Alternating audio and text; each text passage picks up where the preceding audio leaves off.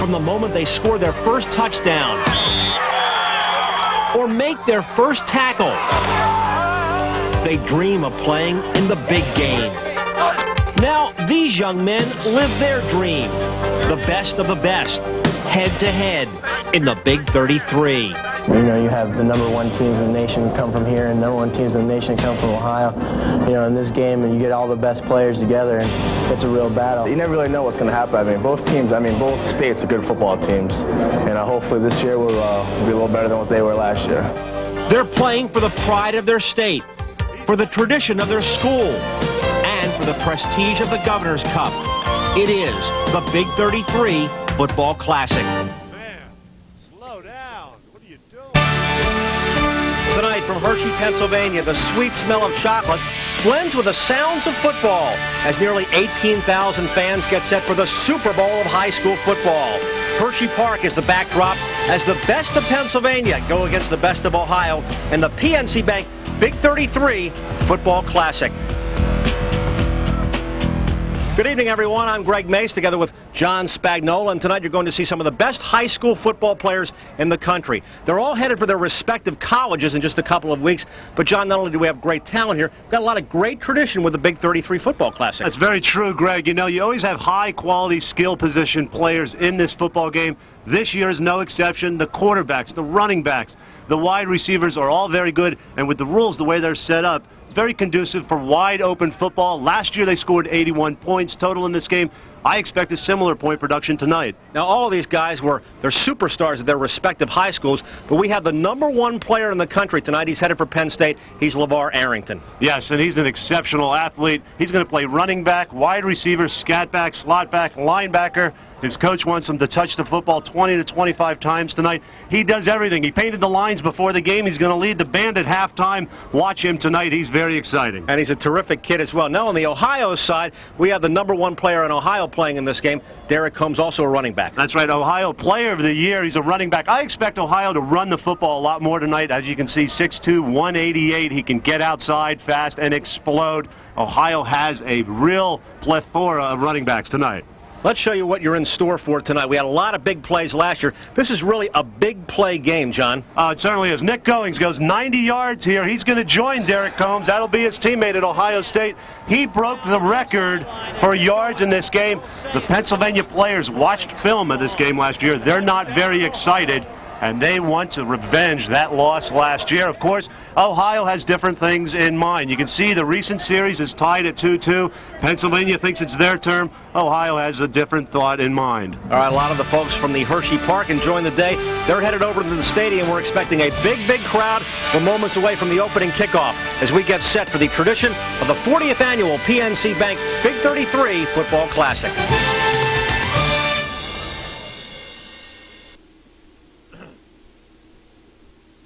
What makes Home State Pennsylvania Growth Fund attractive to you? High return.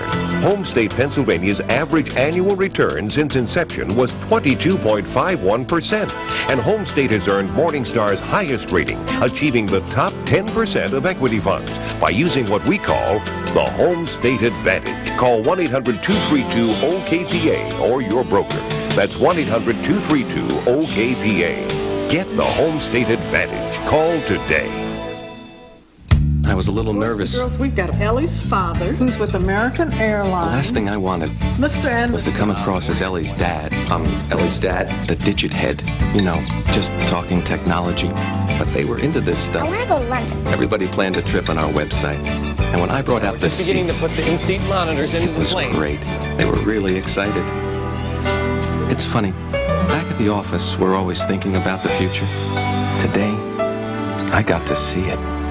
There are a million reasons why technology makes organizations more successful, but it requires only 7 steps to make success happen with KnowledgeSoft. We can help set your objectives, assess what you have in place today, develop a success plan using project management, deploy a customized solution, train people to use the new solution, support people as they work, and benchmark your solution against others.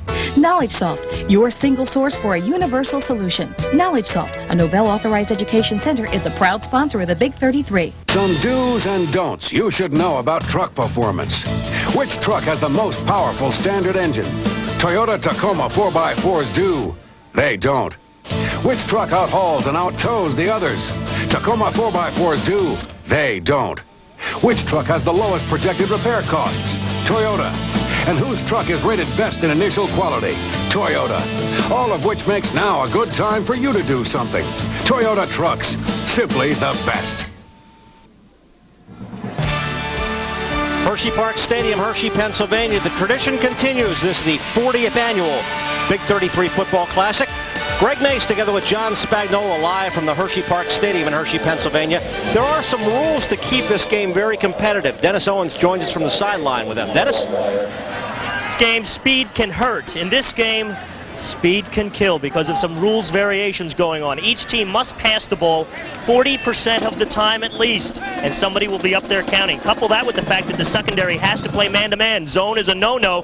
This could turn into a track meet in a hurry. And to keep the game close, the team that scores, if they're still behind by more than 9, they can get the ball back. Those are some of the rule variations in this game. Let's go back upstairs. The coaches, both veterans of the high school wars. Jack McCurry, who is the coach of Pennsylvania. He's got a lot of great stats behind him, John. He's going to throw the football a lot tonight, too. He said about 2-to-1 ratio of pass to run, so that should be very exciting. And Vern Long, whose team has had a real good time. He's a friendly, happy guy, and he's enjoyed himself this week. He really has. He's the president of the Ohio State Football Coaches Association, and he helped pick this team tonight, and he said they're going to have a little bit more balanced attack. All right, here we go. This is the 40th annual game. Pennsylvania's always been involved. It's come in a variety of different forms. This is the 5th game against Ohio, and we are ready to go for the kickoff. This is Jason Flora. He actually plays for Vern Long. He's Vern Long's player in this game. He's from Westlake High School. He's headed the Clarion, and as you'll see throughout the game, all these guys are headed to college in the next couple of weeks. That's a great way for them to tune up and match themselves against the kind of players they'll be going against for the next 4 or 5 years. All right, here we go. Full house, and we're ready to go. The PNC Bank Big 33 Football Classic. Ohio in the white, Pennsylvania in the dark. These are the best players, the best high school seniors, headed for their respective colleges. Kick is taken deep. It is juggled momentarily. Taken by James Mungro, and he's knocked down across the 20-yard line, and it'll be 1st and 10 for Pennsylvania. Here's the quarterback, Mike McMahon. Got a big arm. He's out of North Allegheny. He's headed for Rutgers, John. Jack McCurry said he can throw the football 70 yards effortlessly. He kind of drops it a little bit. He doesn't have a real good form, but he gets it out there quickly, and most of the time it's on target. And we're expecting them to throw the ball a lot, and as we told you in the open of the show, the go-to guy will be Lavar Arrington. Officials calling time and just resetting the play. You can see Arrington right now, number 11. Pennsylvania is going to use a one-back attack. There's Lavar Arrington. He's going to line up all over the place on offense. Right now, he's in the slot position. Pennsylvania's going to try and mismatch him with that man-to-man defense Dennis Owens talked about all night long. Mungro, a fumble, and McMahon picks it right up. A little miscommunication there on the first play of the game. You got smuts on your lens. He's going to wait. Here's the offensive line, and first the offensive backs. First of all, you'll see McMahon in there. Arrington, Mungro, Ertl, Jack Fletcher, and Gilmore. The offensive line, and they're all big. Jason Bassan goes 310. Mitchell goes 280. Anselina goes 287. Andrusek goes 295. Winsett goes 260. Bassan's on his way to Penn State, and he probably has the most potential of all these players on the offensive line for Pennsylvania. 2nd down for Pennsylvania. McMahon with time, looks, throws, incomplete. John Gilmore, the intended receiver. Here's the offensive line, defensive line for the Ohio. There are a lot of big guys there. Salem Simon, 6'4", 242, one of the key players in that attack. Sure did. Simon's one of the guys that they really have to account for. Tim Cheatwood, number 3, the free safety, 6'5". He'll roam that secondary all night long. But Simon is a guy that they have to account for with that offensive line. He can exert a lot of pressure, especially in 3rd and long in this situation right now. 3rd and 15. There's that long, good arm. Looking deep. Intended for Delrico Fletcher. And it'll be 4th down. Well, you see how he just flicked that ball? I mean, he really did not wind up. He didn't take a lot of extra steps. McMahon just slides up there. Look, he just flicks this thing right out. Nice throwing motion. And that's one of those difficult situations where the receiver takes a little sharper angle than he should to the football. So it's a punting situation here for Pennsylvania. And McMahon, who is the quarterback, is also the punter. Morgan Anderson will do the kicking, but Mike McMahon is the punter for Pennsylvania. And the personal protector is Dan Ellis, the other quarterback. Watch for some hanky-panky later. Chris Chambers on his own side of midfield. Tries to get across the 50. There he goes the other way. Well, you better wrap him up. Coy Wire came in and finally made the stop.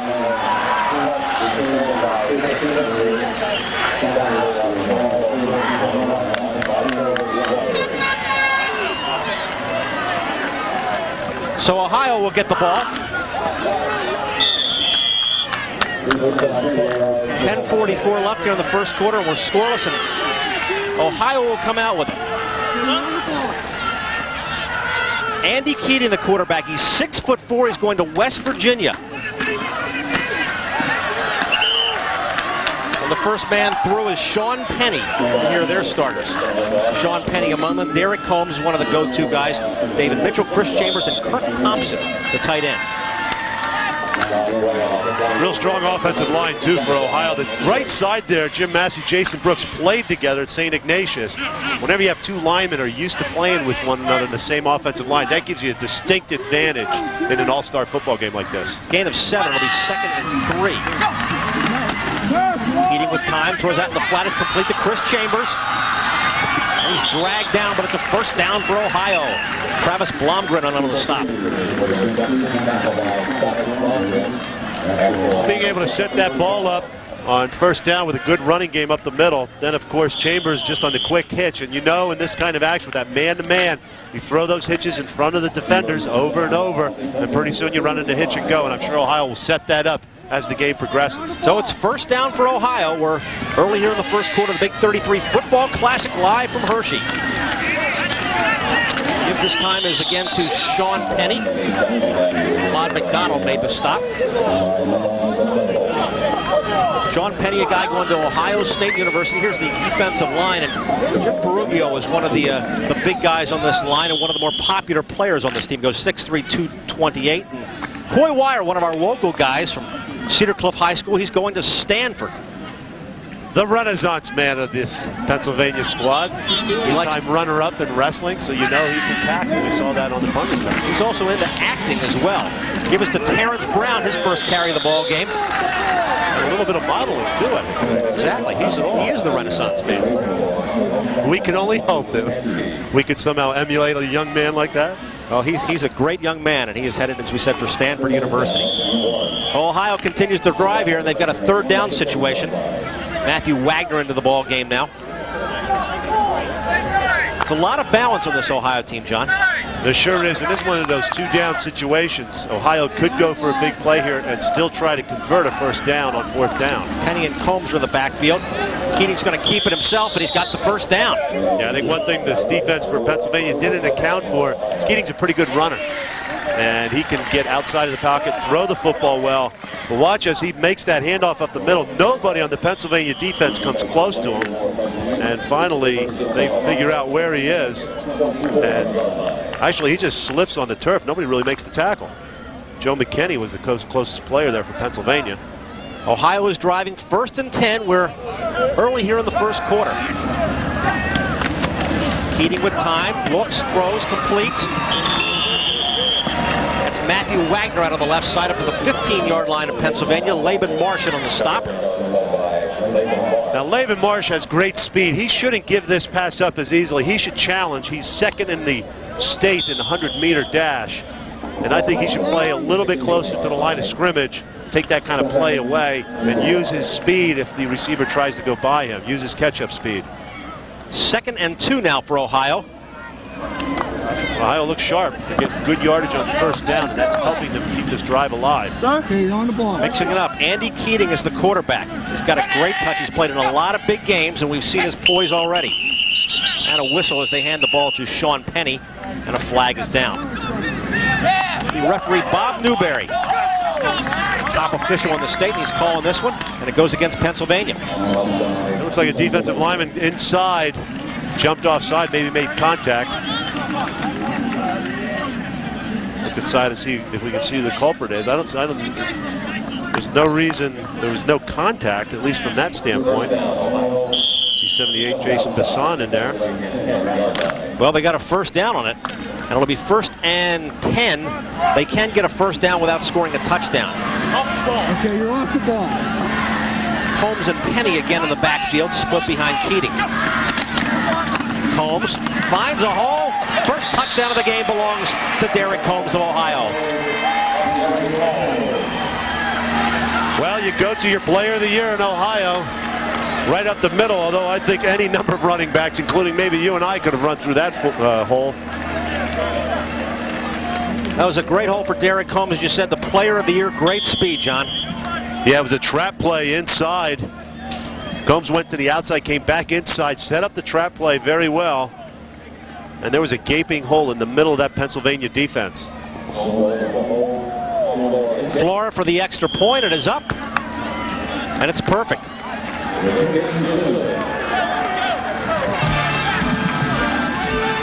You're watching the PNC Bank Big 33 Football Classic. Ohio first on the board. Derek Combs gives Ohio a 7-0 advantage. It's a fantastic 5 for the Chicago Bulls. Celebrate the Bulls' winning ways forever in this thrill-packed video. Chicago Bulls 1996-97 NBA Championship season. Plus, this limited edition Bulls 5-time champions Sports Watch. Both free with your paid subscription to Sports Illustrated. Your free video shows how the Bulls did it their way. Your 5-time champion Sports Watch reminds you of all the good times. It just keeps on winning. What time is it? Game time! Both these sensational Bulls collectibles are free when you order 54 issues of SI for only $1.48 an issue. Save over 57% off the cover price. Use your credit card and you also get this special bonus, the SI Bulls Commemorative. Call now and get the ultimate Bulls collector set free from SI. There's no team like the Bulls, and there's nothing in the world like Sports Illustrated. Get into it. Hi, I'm Rick Manning. In baseball, stats are everything. And one stat that is most impressive is Northern Ohio Bryant Dealers' ERA. Energy efficient, reliable, and affordable. A Bryant 2-speed air conditioner is so efficient it can cut your energy bills in half. Or enjoy all the comforts of natural gas with a Bryant Plus 90i gas furnace. So when you're looking for comfort year-round, remember your Bryant Dealers' ERA. Energy efficient, reliable, and affordable. Across America, folks call our Bryant dealers to the rescue.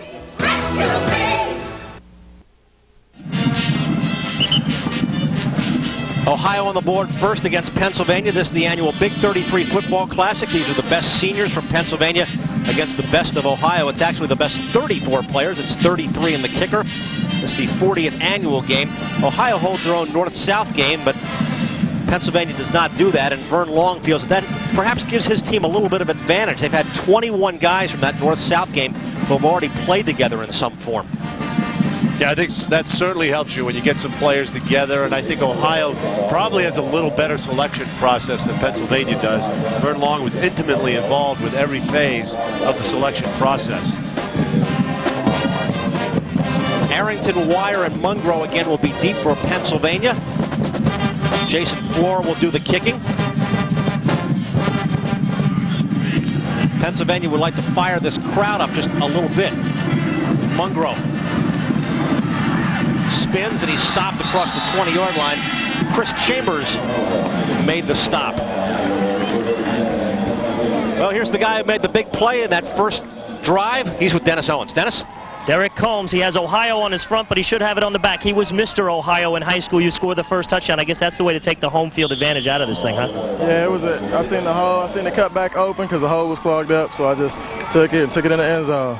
And you have some hellos you want to say? Yeah, I want to say what's up to C.J. Lamont and Jason back in Grove City. And I'm sure the end zone said what's up to you. Good luck the remainder of the game. Thank you. Derek Combs, first touchdown. And Dan Ellis is now in at quarterback. Dan Ellis out of Downingtown. carries it himself in the first play, and he's stopped by Chad Hillsman. It's kind of interesting because Jack McCurry told us he was going to alternate his quarterbacks every 2 series, and actually both quarterbacks were going to, both coaches were going to do that. Going to look at Dan Ellis on his way to Virginia, George Welsh, who always runs a real nice balanced offense down there. So he'll come out with 2nd and 7. He's got Arrington split out to the right side.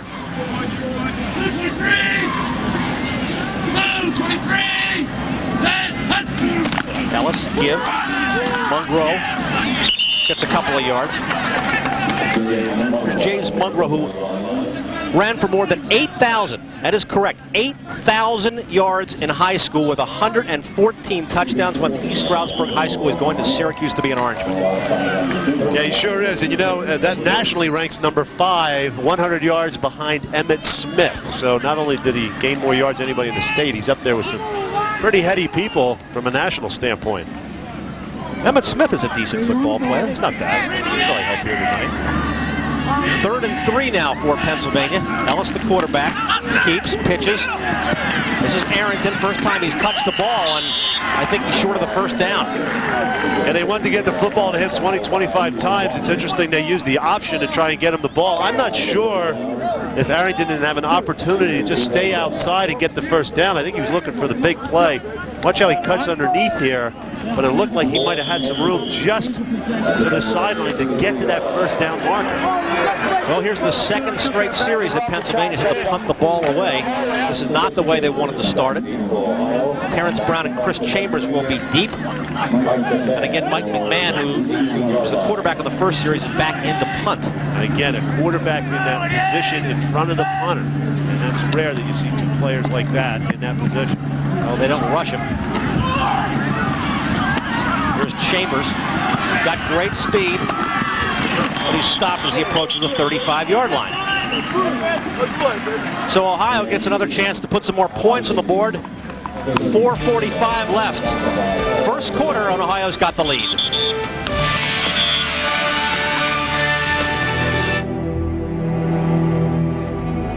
Maggie Brown almost died today, but not fighting a fire.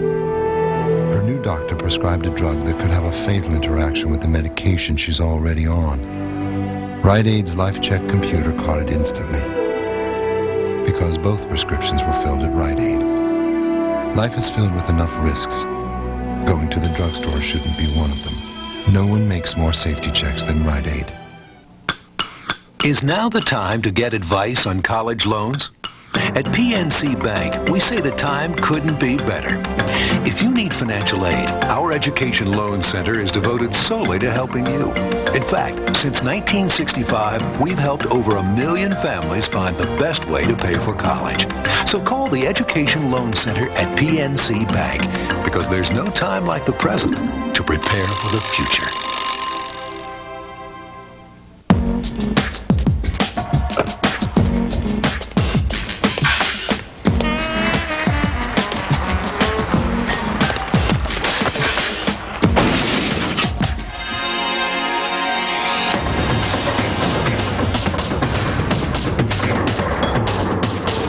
The Honda 97 clearance has arrived. And just when you could use a new car. Timing is everything, isn't it? Summertime football in Hershey, Pennsylvania, and so far the Ohio defense is #1 in this ball game, and they're doing just what they wanted to do as they came out. Now they've got the ball right back on offense. 1st and 10 for Ohio. Andy Keating still on a quarterback. Give us to Sean Penny. Gets about 4 or 5 yards. Another guy who's headed to Ohio State. Guy who played in this game last year, John, Andy Katzenmoyer. We were talking about him, about the fact that we talked so much about him, wondering if he would actually fit the bill, and he did that and then some. And we always see a great blue chip star in this game. Who's going to be the next Andy Katzenmoyer? Perhaps we'll find out tonight. I'm sure we will. You know, I was worried that I might overhype him last year when I said he might start for the Buckeyes. He wound up being almost Big Ten Defensive Player of the Year. It's the kind of year he had. 2nd and 7, Keating with time. The ball is deflected, and Chambers almost came down with it. Jim Ferrugio made the tip right there. Nice play by Ferrugio. You know, Ron Graham, the linebacker inside there, had a look at the football. Penn State, actually, he was close to it. See if you can see number 3. He doesn't recognize where it is in the air, but he was standing very close to the football. Ferrugio with a great play, jumping up. And really, they've thrown about, what, 3 or 4 hitches in this game now. So the defensive end, that's great recognition. He knows what they're doing. He sees the quarterback's 3-step drop, gets his hands up, creates a big play for his defense. 3rd and 7 for Ohio. David Mitchell split out this time. And Wagner in motion. Pitch comes to Combs. Knocked out of bounds. He's short of the first down. Michael Jones knocked him out of bounds. Yeah, that was a good-looking play coming back to the weak side, the short side of the football field. The offense for Ohio almost outflanked that Pennsylvania defense, and it was that good pursuit inside out by Michael Jones that prevented that from being converted for a first down. We'll see if Ohio wants to go for it. Doesn't look like there's very far to go, or they measure, oh, it's a first down. First down. Well, we were full there. It looked like he was knocked out well before the first down, and they took a look at it, and they've got a first down. So Ohio continues to drive. 3:57 left in the first quarter, and Ohio with the football, and they've got a 7-0 lead. See, right at the end of the play there, the ball's in the left hand, and he's stepping out right there, and they give him a very generous spot. You can see where his foot goes out, and when you look where the ball is, it's beyond that 44. It's at the 44.5-yard line, so very generous spot by the officials. Keating with time, looks for Chambers, and another Ohio first down. Travis Blomgren knocked him out, but there's Chris Chambers again. He's headed for Wisconsin.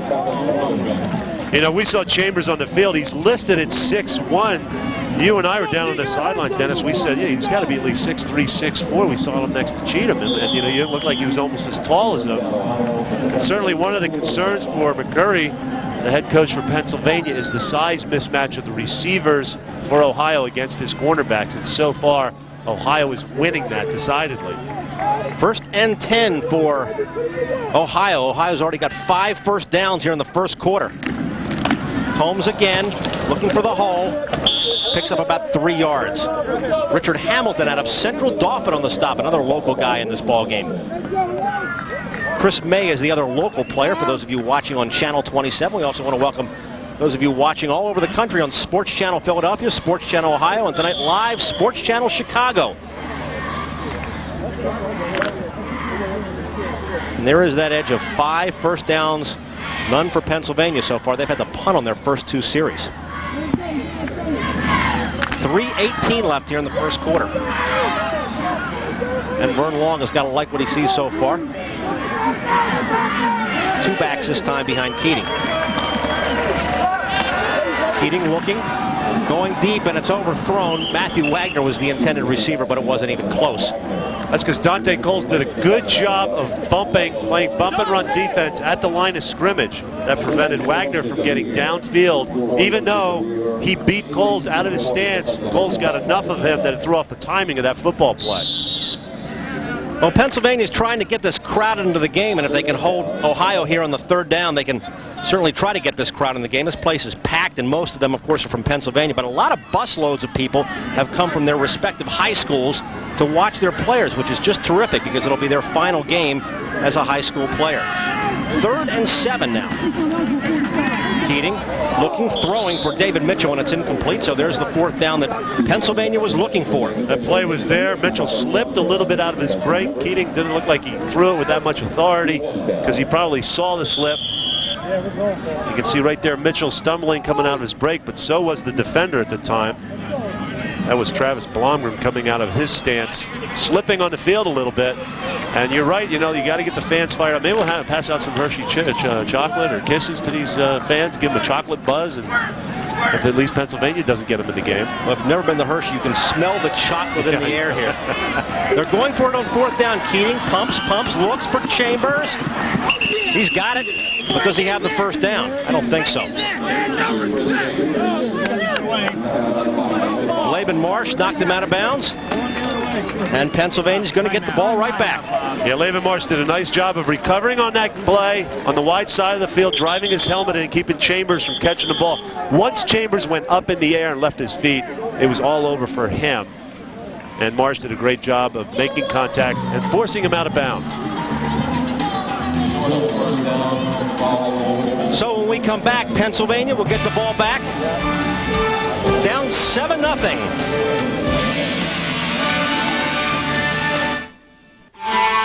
Remember when the heavens were a spacey kind of place? Cosmic. The galaxy ignites with TLC. Crash into the solar empire and get a whole new spin on the universe. Move with fiery comets. Implode with supernovas. And dodge speeding asteroids. Solar Empire. All week beginning Sunday at 10 on TLC. Adventures for your... $1,000, 10 $100 bills when you buy a used car at Autoland. You're going to get $1,000. Use it for your down payment. Use it to go on vacation. It's up to you. Selection, you can pick from Dodge, you can pick from Ford, you can pick from Chevrolet, General Motors products, sport utility vehicles, family vans, two-wheel drive, four-wheel drives. It doesn't matter. You get $1,000. Use it the way you want. It's for 1 week only. Autoland, I-79, Route 20 West in Erie. The cable option everyone has been waiting for is here. It's called the Pay Bill Advantage. Erie Cablevision's Pay Bill Advantage allows you to automatically pay your monthly Cablevision bill out of your checking account, saving you time and aggravation because you never have to make out a check or mail a payment in again. Pay Bill Advantage is safe and easy and costs just 20 cents a month, while it saves you the cost of the stamp or a trip to the office.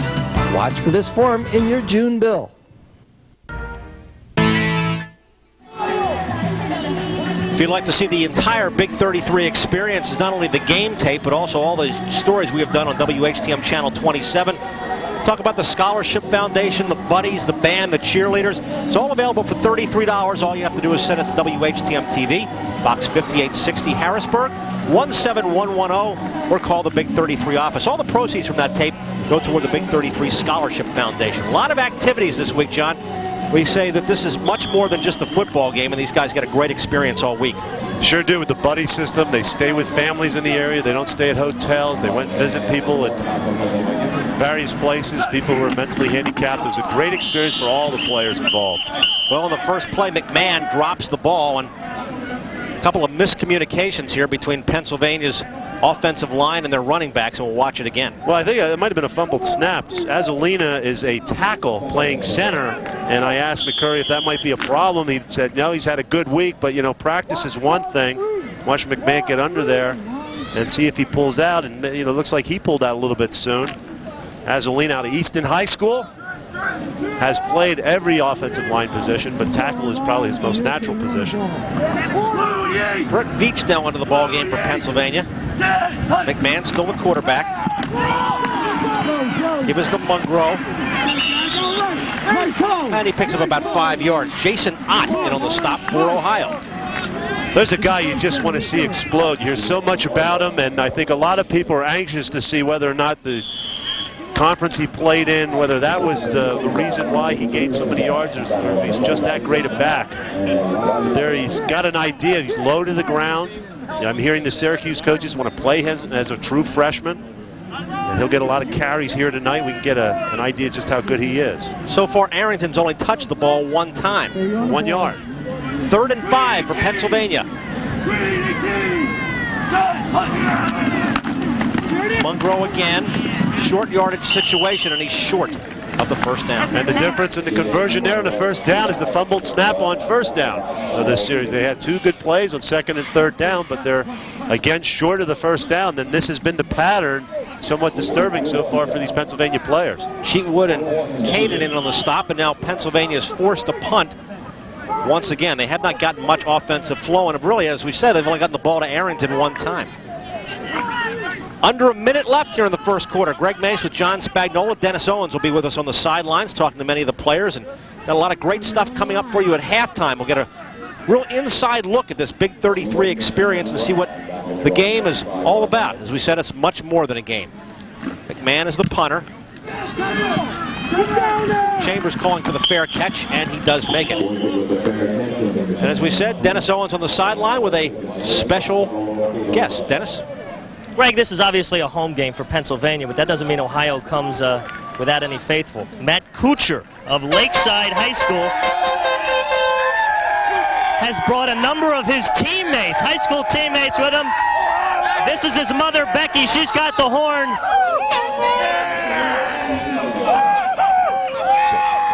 As you can see, there are a whole group rooting section right here for Ohio, so Ohio is not alone in this football game. Let's go back upstairs. They're having a good time. Thanks, Dennis. Give us to Sean Penny. Greg Zolman now into the ball game as the quarterback as they alternate series. There he is, Greg Zolman, who's going to Vanderbilt. He's a left-hander. Yes, he is. What are you, Weidenhofer in his first year at Vanderbilt? You know, I was interested to see Vanderbilt made some foray into this Ohio squad. Wake Forest picked off a few players. They must do some good recruiting in the Ohio area. Jim Caldwell got a handful of players to go down to Wake Forest. Well, that'll do it for the first quarter. And Ohio so far has not dominated on the scoreboard, but they've really dominated in ball control and really have controlled what they have needed to do so far. Hershey, Pennsylvania is the setting as we go to the second quarter of the Big 33 Football Classic. Hershey, if you got it, got the taste for it. If we got it, we got the place for it. If you want it, a lot of that fun, sweet fun, then come and get it. You know that Hershey is the one. Hershey. For your free guide to Hershey, the sweetest place on earth, and nearby Lancaster County just 30 minutes away, call 1-800-HERSHEY. There are a million reasons why technology makes organizations more successful, but it requires only 7 steps to make success happen with KnowledgeSoft. We can help set your objectives, assess what you have in place today, develop a success plan using project management, deploy a customized solution, train people to use the new solution, support people as they work, and benchmark your solution against others. KnowledgeSoft, your single source for a universal solution. KnowledgeSoft, a Novell Authorized Education Center, is a proud sponsor of the Big 33. When you're looking for the best new car, you can get lost in a maze of information where deals go up in smoke and value is just an illusion. But the truth is, Toyotas are rated among the best, like this affordable Corolla with a 29-year history of exceptional value. Over 2 million are still on the road. And if you come in now, you could save hundreds. For the truth about value, see your Toyota dealer. Every year, PNC Bank asks over 270,000 customers how we can do better. Here's what they said. Hey, give me account information around the clock. We didn't. Put investment counselors in my neighborhood. We're here. Give me a really low-interest credit card. You've got it. At PNC Bank, we never forget who really calls the shots. And that's you.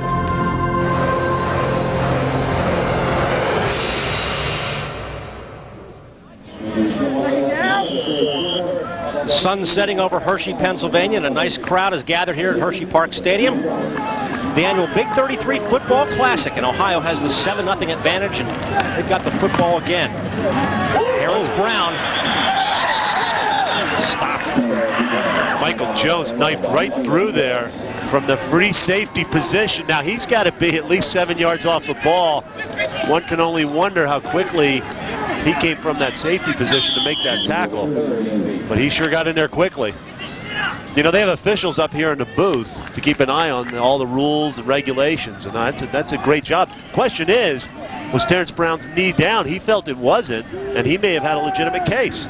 We saw a play like that last year with Kenny Watson when he actually scored a touchdown off the play. Zolman is still the quarterback. Penny's in motion. That's who they're going to, but they overthrew him. And here's our first quarter statistics so far. No surprise there, Pennsylvania, no first downs and only 11 total yards, and the balanced attack that we talked about from Ohio, 45 yards rushing, 42 yards passing, clearly dominating in this game so far. Even though Pennsylvania's controlled the ball for more time, Ohio's certainly taken more advantage of the time that they've had the ball. As Howard Cosell used to say, the most misleading statistic in football. Well, they're going to have to punt. Little wobbly kick.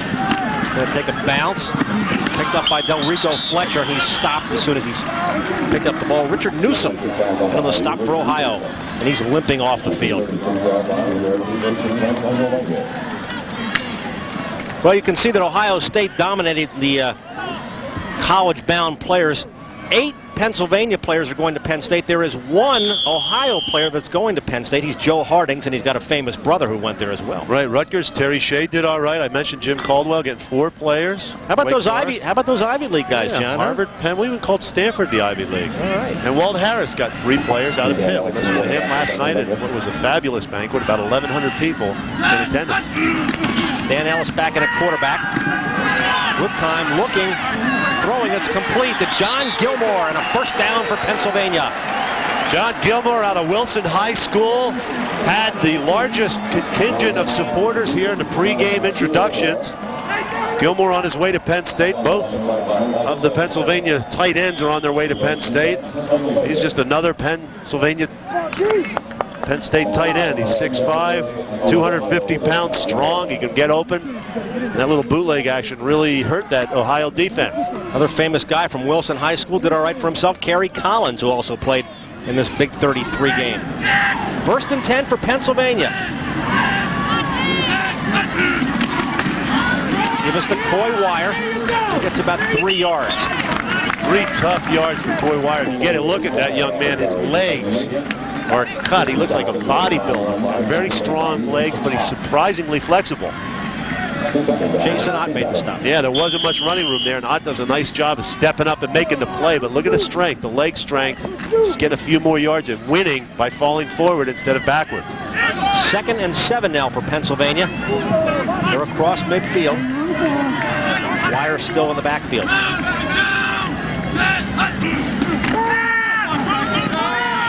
Ellis with a little bit of time and throws. He was under all kinds of pressure right there. I tell you what, he's carrying out some play fakes and everything. By the time he turned around, it was like he was meat in the market with a bunch of dogs coming around him. Look at this. I mean, he drops back. There's a lot of action going on here, but in the meantime, everything's closing in. It's impossible to turn around and find a receiver. 4 guys surrounding him on that play, and that forces a 3rd down and 7 for Pennsylvania. They're down 7-0 here. We're early in the 2nd quarter. Greg Mace, John Spagnola, and Dennis Owens live from Hershey, Pennsylvania. Thanks for being with us here. 40th annual Big 33 Football Classic. Strader's in motion to the top of your screen. And that's who they go to. Strader tries to find some running room and can't. Another swarming defense right there. They stopped by Salem Simon. As you said, they got the ball. Well, Arrington, see Arrington in the backfield, number 11. They're trying to get the whole team on defense to go after him. Nobody really buys the fake. And they come back in and get Victor Strader. So that deception play did not work for Pennsylvania, using Arrington as a decoy. Well, on 4th and 5, they've got to get something going. They don't want to punt it away again, so across midfield, Pennsylvania will go for it. 4th down and 5. Ellis the fake, looking, time, looking deep. Deron Fletcher just short of the goal line. Delrico Fletcher, great catch.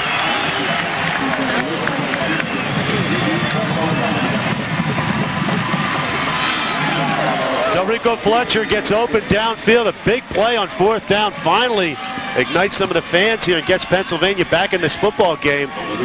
Good pass downfield. Fletcher had the defender beat. That looked like it was Jason Boykin on the coverage.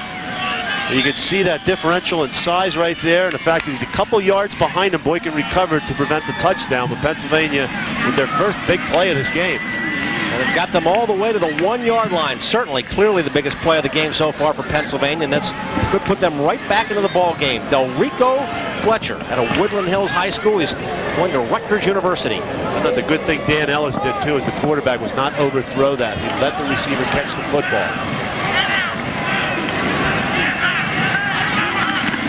Arrington, touchdown Pennsylvania. Well, the 2nd time he touches the ball, he gets them on the board. Lavar Arrington with a touchdown for the Pennsylvania All-Stars. Yeah, Arrington tried to get some air in there. You see Kyle Cade at 43 come through, play off his block real well, but by there, That time Arrington had enough of momentum to get into the end zone. Morgan Anderson will look to add the extra point. Looks like there's a player down on the field for Pennsylvania. Down on his knees. See who that is as soon as we get a chance.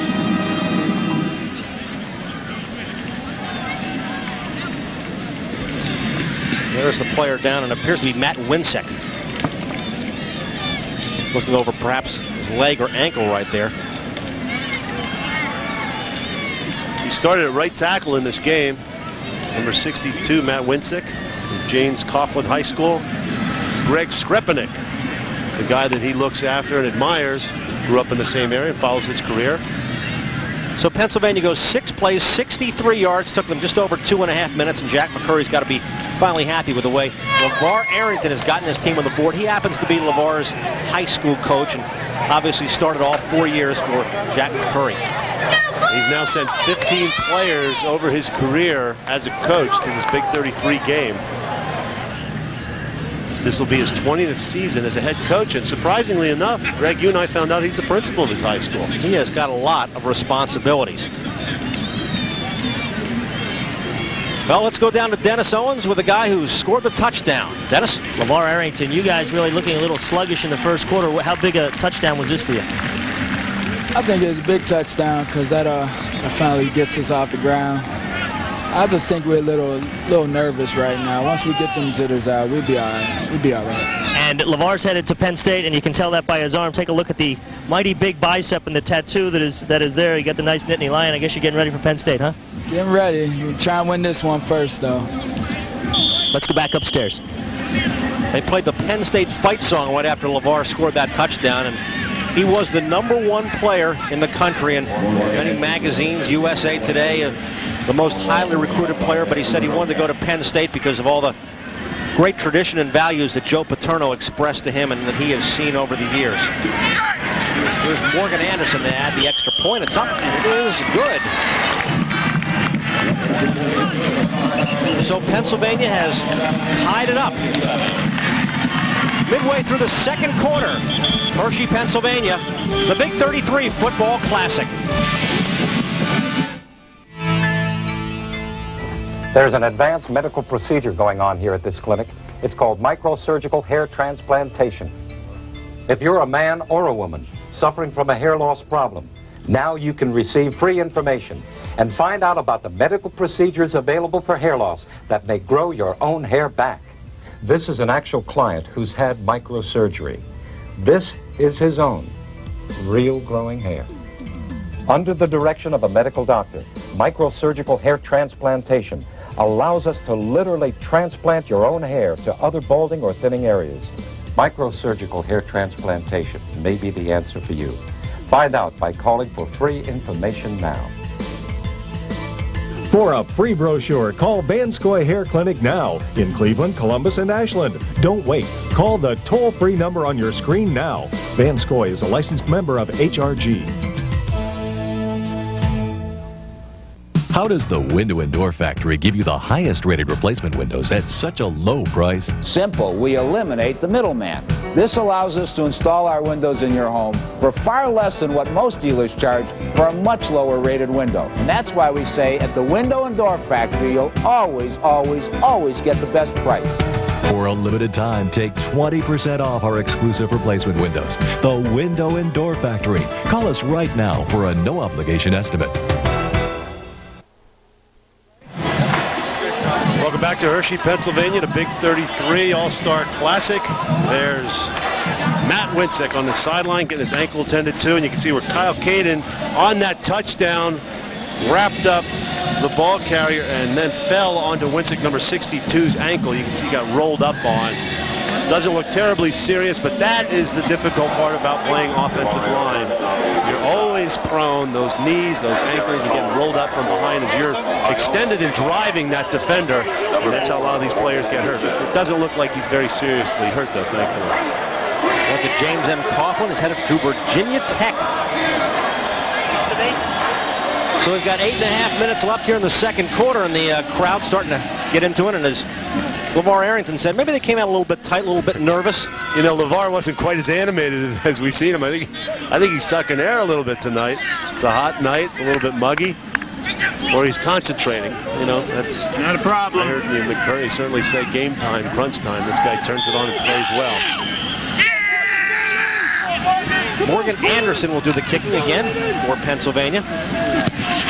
Well, Spiral comes up a little bit short. Takes a bounce. And they work the ball across to about the 36-37 yard line. Ryan Mason picked it up. Check it was Suggs, and here's Dennis with an update on Winsick. Dennis? Well, as you see, Matt Winsick is actually running. Everybody that's a fan of Virginia Tech can rest easy. It's just an ankle. He will be back in the game. He got a new taping. He's feeling okay. Looks good. He'll be back. And Mark Francis, the trainer, is working with him right now. Well, we'll have some time to rest because Ohio's got the football. Greg Zollman back in at quarterback. 1st and 10 for Ohio, tied at 7. Zollman back, throws, incomplete. That ball would have been incomplete anyway. David Mitchell was running a streak pattern. You see Zollman working that out right now with his coaches on the sideline. Mitchell on a streak. Zollman throws a quick out. Nobody was there anyway. He got batted or he got thrown end over end. I don't know. Whatever it was an ugly play. These guys don't get a whole lot of time to work together. Ohio only worked one day in pads. They were a loose group. I'll tell you, they were having a lot of fun in practice all week long. They've got a 2nd and 10. Zollman again. Give us to Terrence Brown. Picks up about 5 yards for Ohio. Terrence Brown not only loves to play football, Terrence Brown says he's a great chess player. Loves to play chess. I tell you, I like the way his shoulders are square, the way he hits up in the hole there. He ducks his shoulder when he's about to get hit. Joe McKinney with the stop on him. Terrence Brown off to Minnesota, play for Glenn Mason. Came over from Kansas to run that program. Mason, you know, the year before was talking about going to Georgia, and then he changed his mind, and now he's up in Minnesota this year. 3rd and 4, Ohio's converted 2 of 4 third down attempts. Sean Penny will try to convert this one. And he does, and it's a 1st down for Ohio across midfield. Laban Marsh made the stop. Sean Penny did a great job of knowing he was on the short side of the field. He had a long way to run. He used his speed on that quick play again. Gets a good block out in front of him by Jason Brooks, 76. And he stretches that defense as far as he can to get to the 1st down marker. Just keeps stretching and stretching, and finally gets that 1st down. Mitchell and Chambers split out this time. Zollman to give us to Penny. Picks up a couple of yards up the middle. Boy, Penny again up the middle. Pretty good size back himself, 6'2", 215. You look at him, and then Derek Combs is 6'2", 188. They're both going to Ohio State. Pepe Pearson's in Ohio State. Does John Cooper have some talent or what? I mean, geez whiz. The Buckeyes are going to have a lot of people coming in this year, and certainly those positions and those backup positions and those starting positions, they just keep cranking out the great players. The guys like Vern Long keep supplying them. Well, a lot of these guys feel it sets the tone for the Penn State-Ohio State rivalry, perhaps. Here's Terrence Brown. He's going also to the Big Ten. He's going to Minnesota. And he gets up to about the 40-yard line. It'll set up a 3rd down for Ohio, and they've converted 3 of 5 so far in this football game. You know, you're right about that. You have to catch yourself doing this broadcast every year, as we've done at least the last 2 years, not saying that the Buckeyes and the Nittany Lions as you watch this game unfold. Here are the Pizza Hut Big 33 cheerleaders. They are some of the top cheerleaders from all over the state of Pennsylvania. And a lot of the Pennsylvania cheerleaders actually are cheering for Ohio. They've kind of bonded with that side as well, and it's a lot of camaraderie and just everybody having a good time this week. Terrence Brown trying to get that 1st down, and it looks like he may have gotten it. And he does. So they convert it again, and Ohio continues to drive 7-7 with 5:43 left. And John, they're just continuing to plug away with some good running backs. Yeah, even though they have to throw 40% of the time, you know, they don't necessarily, it doesn't deny them the opportunity to run the football off that right side. That's where they feel they have an advantage. And I think the Ohio team, at least from looking at them in practice, looking at Pennsylvania, they definitely had more size, bigger guys from top to bottom in the offensive and defensive line than Pennsylvania does. 1st and 10 for Ohio. Goldman looks downfield, looking deep. Chambers had it in his hands and deflected away. Travis Blomgren was right there. Yeah, Blomgren did a decent job as a corner, locating the football, squaring his feet, getting ready to make a play. No question about it, Chris Chambers had the first opportunity to catch this football. If he does it cleanly, he probably has a reception. But you can see right there that Blomgren did a nice job of hanging in there, finding the football, battling, keeping his feet, and being in position to knock it away if he had to. So many of these kids are used to playing zone in high school. Here you've got to play man-for-man defense. Can't switch. No, you sure can't. And by formation, you can really get isolated in this game. 2nd and 10 now for Pennsylvania. Zolman again, going to the air. Derek Combs running over people, trying to break away, and he almost did, but kind of got thrown back, and he's short of the first down. Yeah, Joe McKinney again with a great job in the open field. I thought that he wasn't going to be able to make that tackle, but he was able to hold on at the end on Derek Combs. I was surprised about that. There he is, inside out, showing good form inside. Really held on and used that strong right hand to pull Combs back, and actually lost a yard after the tackle. There he is to the 30-yard line. By the time he got spun around, he went from the 29 back to the 31. 3rd and 3, and Ohio's been clutch on these 3rd down conversions. Let's see if they can do it this time. Looks like they may have gotten it.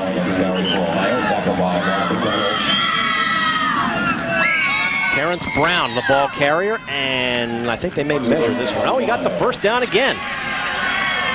Boy, they are converting these 3rd down situations, controlling the football, and Ohio's doing a great job on offense. 7-7, 4 minutes left here in the first half of play, and there's the 3rd down conversions. 5 of 7 Pennsylvania has yet to convert. They did have the 4th down conversion, though, and that set up the touchdown. Brown's out in the slot to the left.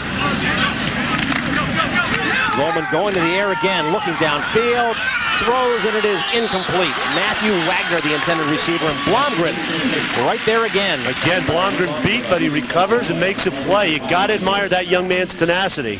Outsized both times, hangs with his position. Good pass by Zomack right down the middle, and that's a nice ball to throw. Maybe a little bit behind, and that allowed Blomgren to recover.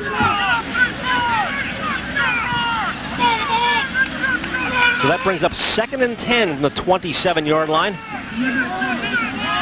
Mitchell and Wagner back into the ballgame. There's Travis Blomgren, another guy going to Penn State. Roman back to the air, under pressure, looking downfield, throws, intercepted by Blomgren.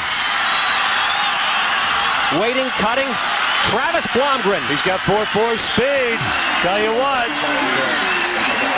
Very impressive play by Travis Blomgren out of Central Bucks West. And boy, they've had some good football teams over the years. Biggest defensive play so far for Pennsylvania. They're getting some of the momentum back. 7-7 late in the 2nd quarter.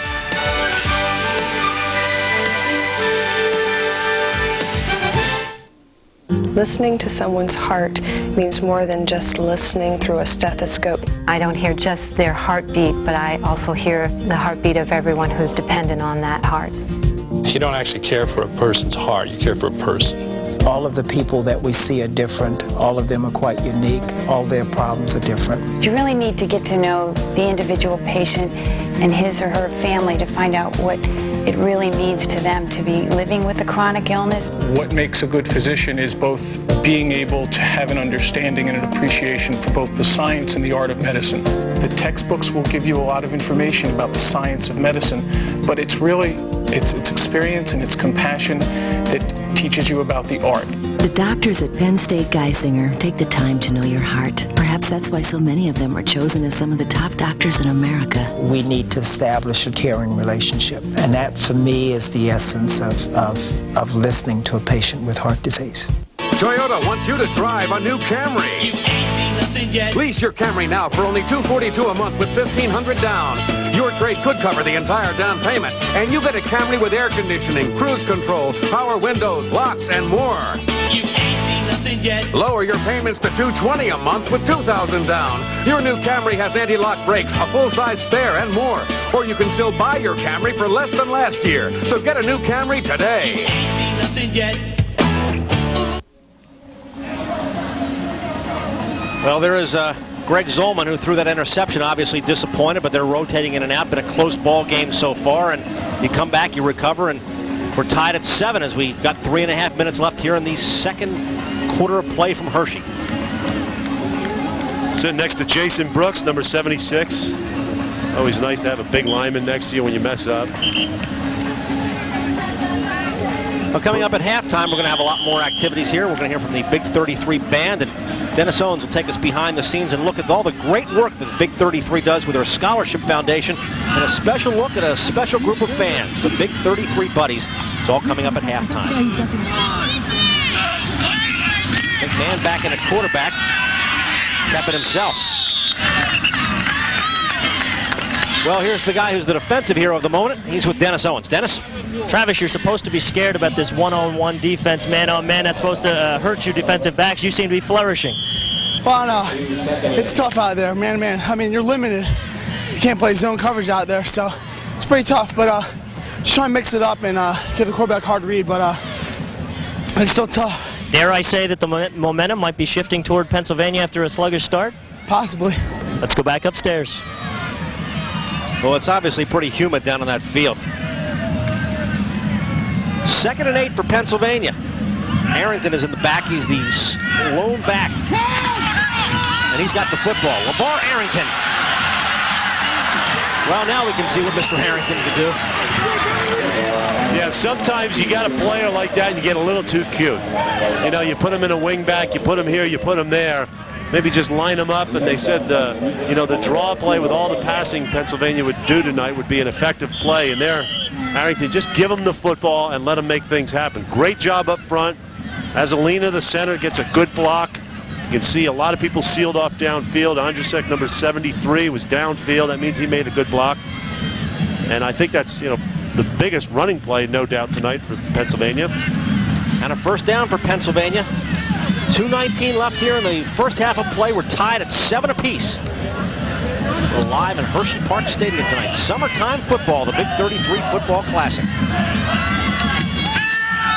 McMahon looking.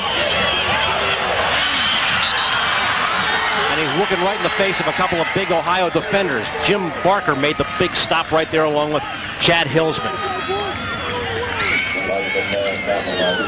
One of the things that's concerning about that is McMahon's trying to buy some extra time.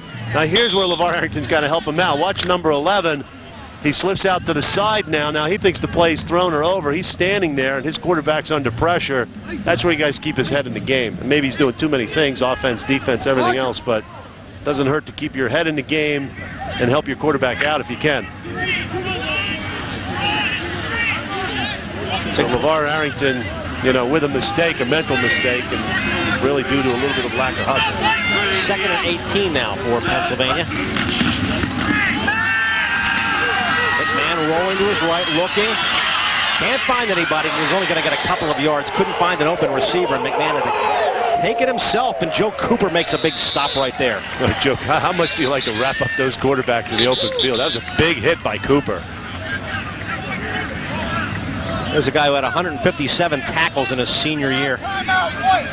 Yeah, I thought McMahon had just a chance to throw it up for grabs, but I guess at 7-7 he didn't want to. But see Cooper come over and just lay the wood on him, as they say in defensive meeting rooms. Boom.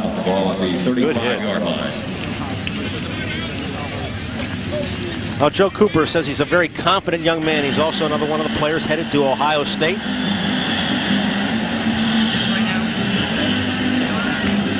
There is Joe Cooper over on the sidelines as Ohio takes a timeout. He went to Independence High School, one of the many players going to Ohio State University.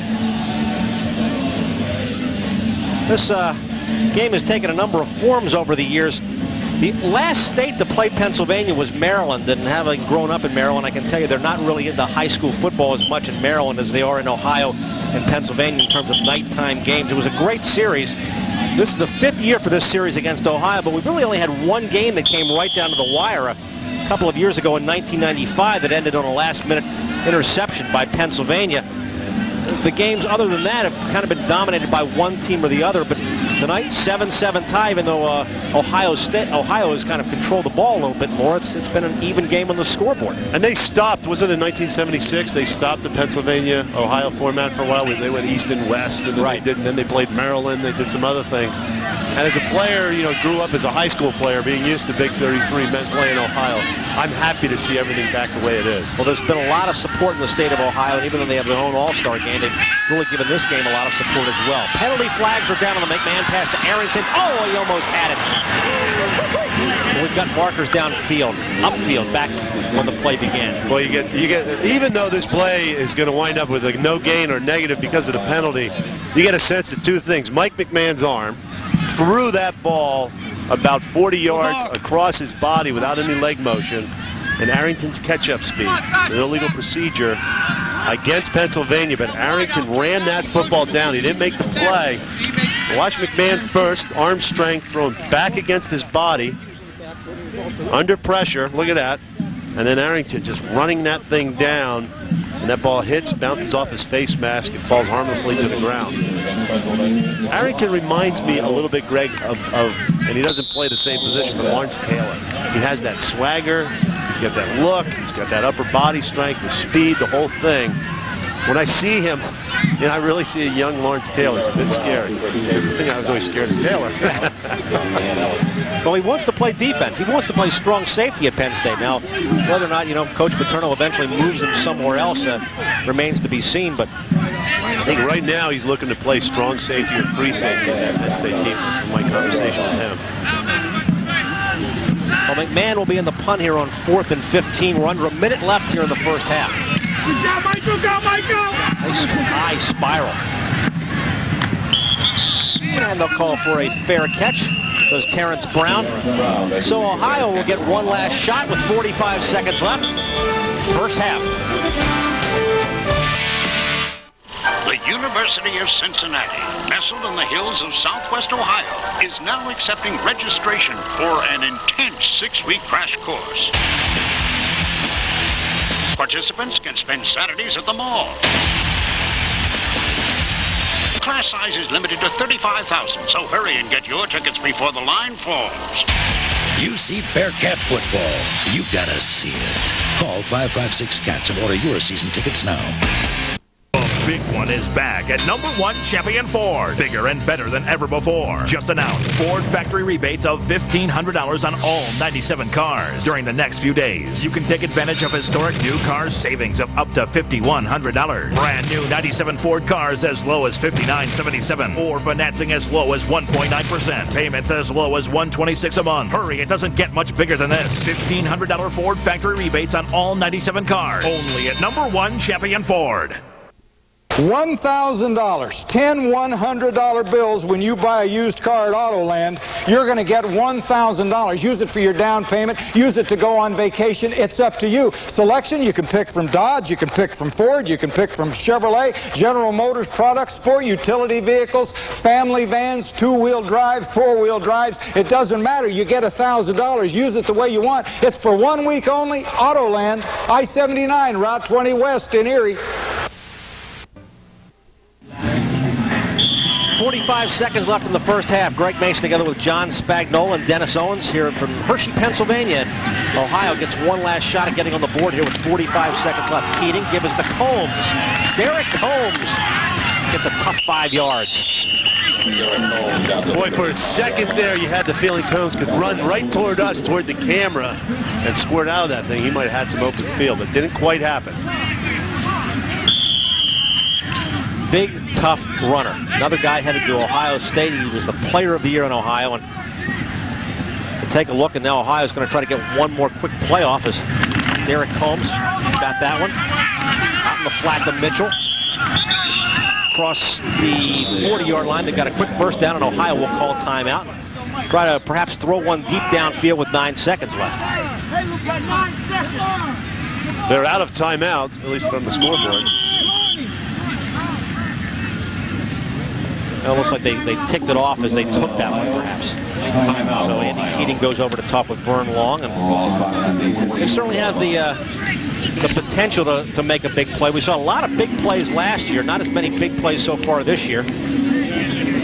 But the ones that we have seen are big ones, have certainly counted big time. Delrico Fletcher with that big reception to set up the Arrington touchdown. Derek Combs scored midway through the first quarter to put the Ohio team on the board first, and we're 7-7 here with 9 seconds left. I think if you look at the Ohio team tonight, you know, they had a very efficient first drive, 53-yard drive, scored a touchdown, and every other drive it seems they stopped themselves, either with turnovers, not quite converting a first down or whatever. I don't really get the impression that Pennsylvania's shutting them down.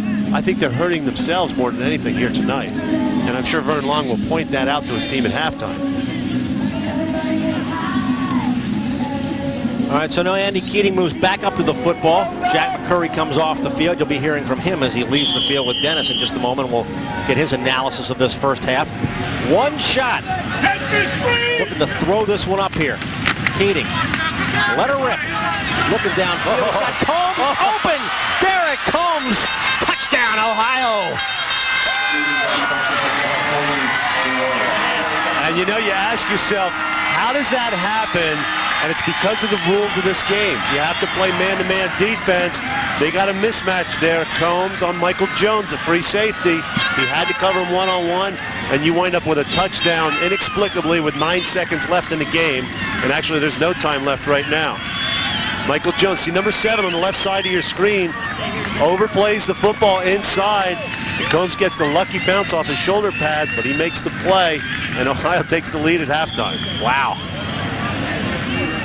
And Jones, you know, he could have lined up 50 yards deep, but he has to be within a certain number of yards of the line of scrimmage, and they can't play zone in that situation. Florida add the extra point, and he does, and well, it's what they wanted to do. 3 plays, 72 yards, and the 56-yard touchdown catch by Derek Combs. Dennis Owens with Coach McCurry. Dennis? Coach, I guess that's every coach's nightmare, last play before the half, and something like that happens.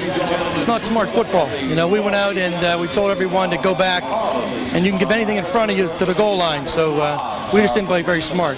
After a sluggish start, it seemed you guys rallied with a little momentum there.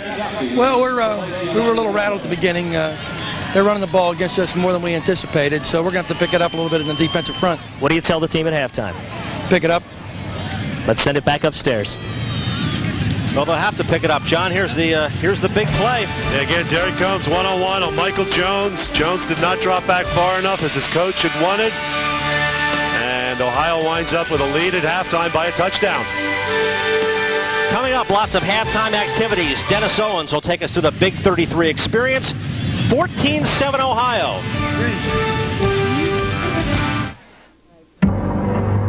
There's something scaring the other car makers.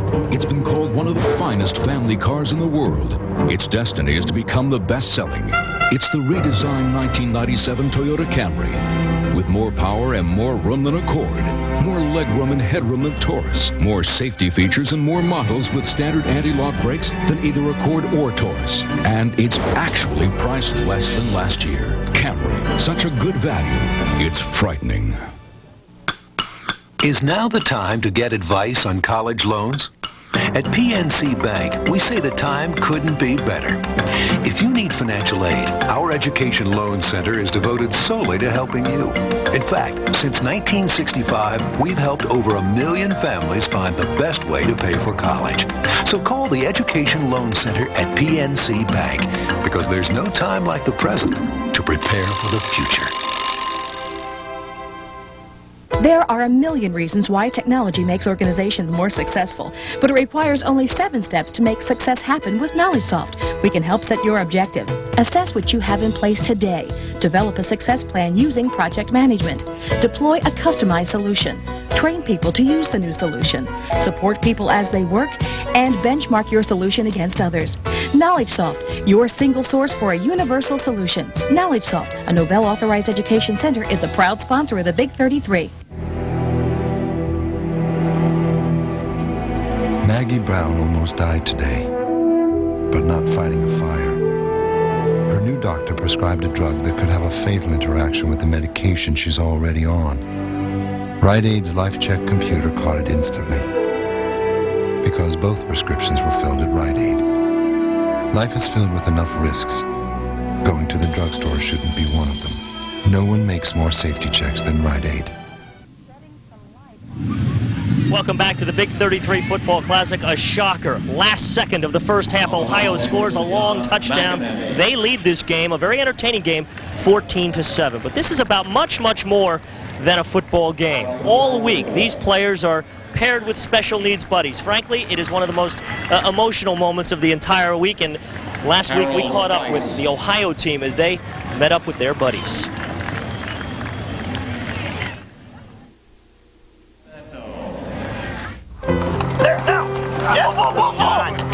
Big 33 football players are physical specimens.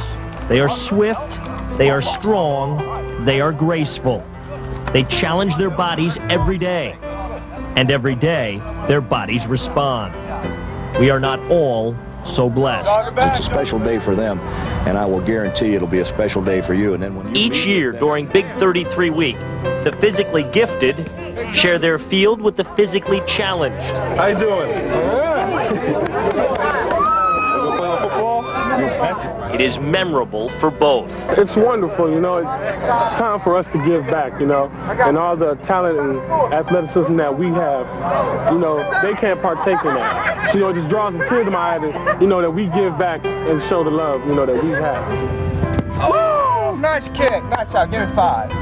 All right. Nice shot. George got beat. But you're going to root for the Ohio team, aren't you? Yeah. Now, do you mind rooting for the Ohio team even though you're from Pennsylvania? This is something she looks forward to. Day this one is till next year. She loves people. She loves being around the players and making new friends. What's your hobbies? Football, basketball. Oh, you play basketball? Yeah. I can't play that good. The players, too, get new friends and perhaps a new realization that the human spirit is much stronger than the human body.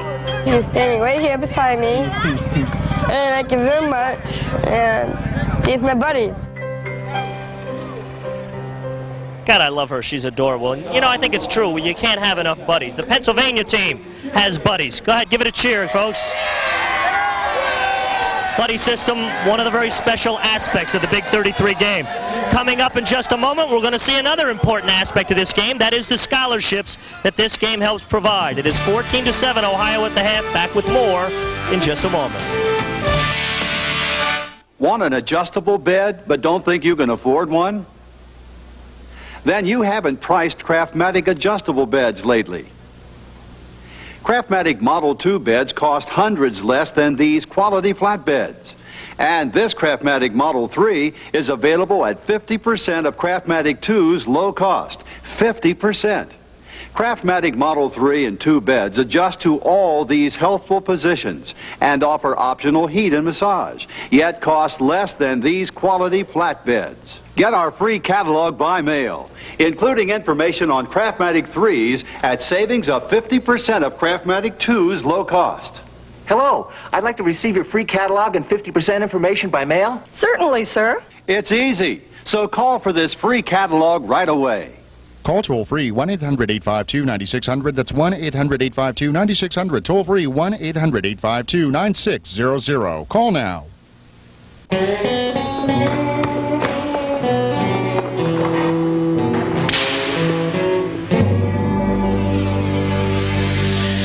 We got next.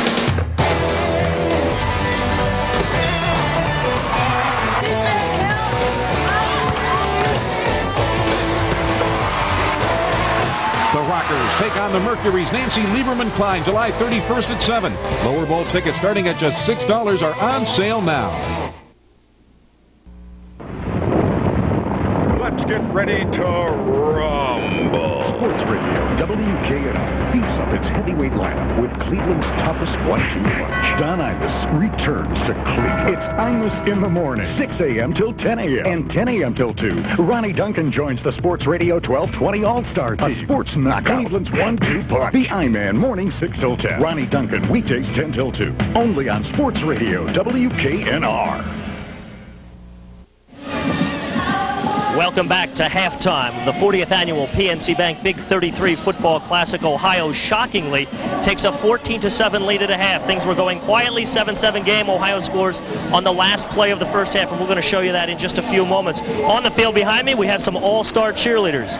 High school cheerleaders from their various schools picked because they're very, very good, and they come out here and cheer on the various teams, but they practice as one cheerleading unit. Big 33 attracts the best football talent, no question about that, but this is a game also about academics. Hundreds of thousands of dollars in academic scholarships, not just for athletes, but for students looking to continue their education. We found out this week that the money is going to some quality young people. That's from a math contest that I was in, Presidential Education Award. If Don Todt is America's future is bright. This is the award that I got for conversation and excellence.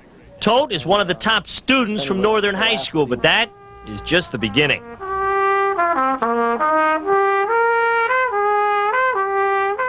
Don's in the marching band and choir, speaks French fluently, and writes a column for the school newspaper.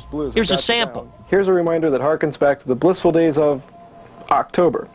Yes, Todt also runs indoor and outdoor track. When he's home, which is rare, he lives with his mother in Dillsburg. His father died when he was 12. The various organizations that he's belonged to, whatever, have definitely shaped who he is. And he's got a lot of talents, and he's been able to develop them through his various activities. Todt is not afraid to get his hands dirty. He has a summertime job at Book of the Month Club, saving the money for college. Don is headed for Western Maryland. His Big 33 scholarship will also help him realize the dream of being a high school history teacher. I was sitting in a class with a teacher that I could tell really didn't care about what they were doing, and I wasn't really getting anything out of it. And I thought to myself, you know, there has to be a better way to do this. There has to be something better that can be done. So I kind of took it as a personal challenge to help people out. I have a feeling Don Todt is going to be helping a lot of people out. You know, a lot of folks like to talk and badmouth the youth of America, but when you see people like Don Todt, it certainly is heartwarming. And when you see some of the football players on this field, that is heartwarming too. These guys are not just great football players. Many of them, and I've spent the entire week with them, are some outstanding people. And right now we have an outstanding football game going on. It is halftime, and Ohio leads 14-7 thanks to a last-second touchdown. And we are going to go to those highlights in just a few minutes and show you how Ohio took the lead shockingly at the end of the half. But there are also some outstanding folks on the field behind me. They are the all-star band, like the all-star cheerleaders.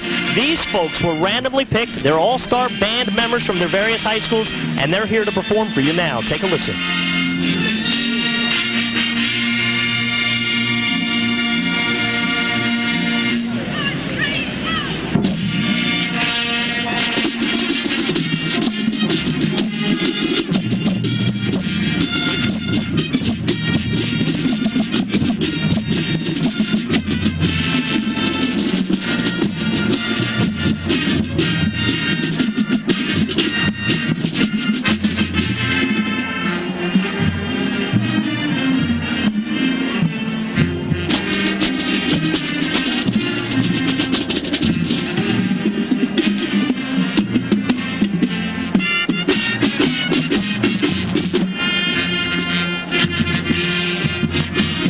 The outstanding Big 33 All-Star Band, the theme from Star Wars they're playing.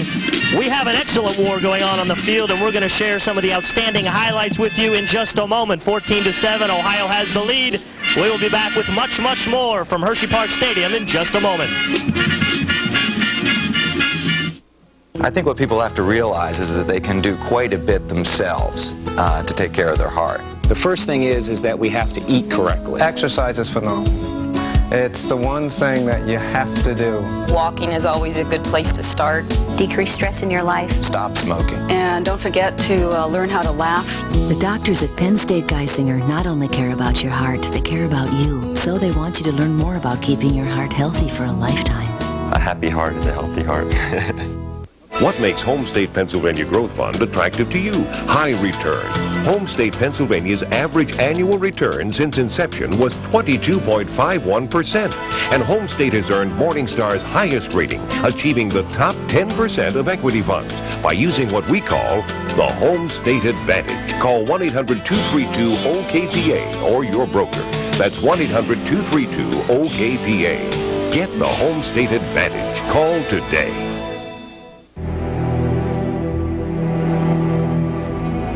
Maggie Brown almost died today, but not fighting a fire. Her new doctor prescribed a drug that could have a fatal interaction with the medication she's already on. Rite Aid's Life Check computer caught it instantly, because both prescriptions were filled at Rite Aid. Life is filled with enough risks. Going to the drugstore shouldn't be one of them. No one makes more safety checks than Rite Aid.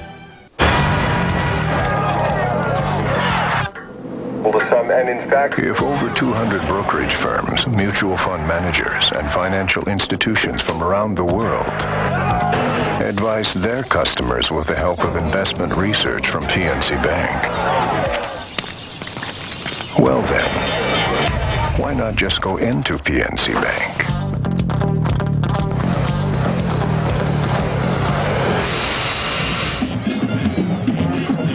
Back in Hershey, Pennsylvania, where the Ohio team has a 14-7 lead over Pennsylvania at halftime. I'm Greg Mace together with John Spagnola. John, certainly an interesting first half, not as wide open as we saw last year, but I think much like we expected, these are two very good teams.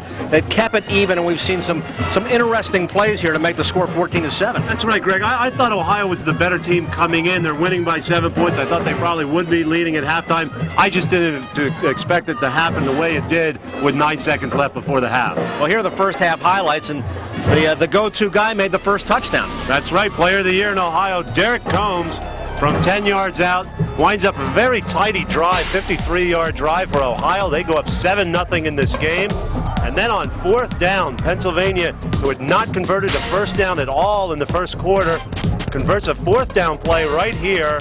Good pass from Dan Ellis down to all the way down to Delrico Fletcher. A 42-yard reception sets Pennsylvania up on the 1-yard line. Lavar Arrington, then the National Player of the Year, goes in from the 1-yard line, and the game is tied at 7-all. At this point, Pennsylvania was seizing some momentum in the football game. Scores halved with tied with 9 seconds left before halftime. Derek Combs from Andy Keating, 9 seconds left, scores from 56 yards out.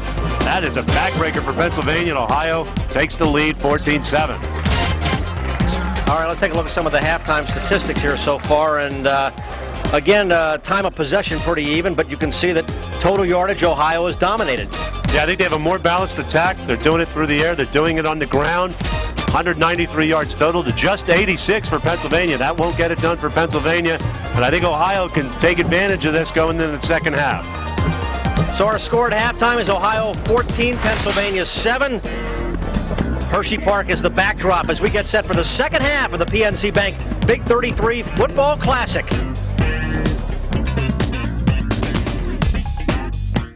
No matter where, no matter when, if the fish are biting, you should be fighting. Introducing the Instant Fisherman by Flying Lure. Store it in your glove compartment, backpack, or briefcase. Keep one in your golf bag or under your seat. When you're ready to fish, it's as easy as 1, 2, 3. And you're fishing. Anyone can cast like the pros. It's lightweight and precision balanced. The Instant Fisherman adjusts with its revolutionary slide rod. Hey, other rods just don't fit in the car. The Instant Fisherman is compact, fits virtually anywhere, out of harm's way. The solid internal gears turn fast, so you'll land your fish before it spits the hook. Order the Instant Fisherman for 2 low payments of $19.95 and receive 12 new flying lures, fishing secrets from the pros, and this convenient tackle pack. This complete offer comes with a money-back guarantee and instruction booklet. Call now. Call 1-800-781-3399 or send $39.90 plus $8.95 shipping to the address on your screen. For faster delivery, call 1-800-781-3399.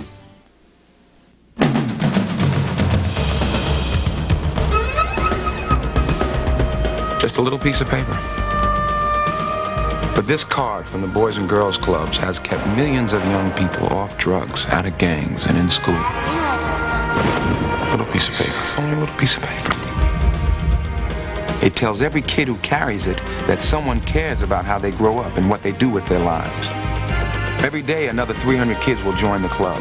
That's 300 kids who will be picking up a membership card instead of a gun or a needle or a knife. It's amazing, isn't it? Even still, there are thousands more children who need our help. You know, too many people feel like they can't make a difference, but I'm telling you this. Put this card in the hands of a child, and you will change that child's life. Do that, and you can change the world. It's up to us. Support a program that works. The Boys and Girls Clubs, the positive place for kids. That is the Kissing Tower in Hersheypark. It's a great ride, and Hersheypark's a great place to spend some summertime activities. So far, it's been a great place for the Ohio coach, Vern Long, who's standing by with Dennis Owens. Coach, nothing like a 56-yard touchdown as the gun sounds to give you a nice boost going into halftime. Well, it was a great play, and we feel very fortunate to get one in like that. It's a good boost for us going into halftime, and because we know it's going to be a tough second half because there's two well-matched teams here, and you know, we've got to continue to play with great intensity because they're playing hard and we're playing hard, and there's a lot of great kids out there, a lot of talent, a lot of things can happen. And a play like that, that's all coaching, isn't it? Well, I'll tell you, our players on the field was one that spotted it. Our quarterback, Andy Keating, and Derek got together, and they're the ones that thought it would go, and they were right. Thank you very much. Good luck in the second half. Let's go back upstairs.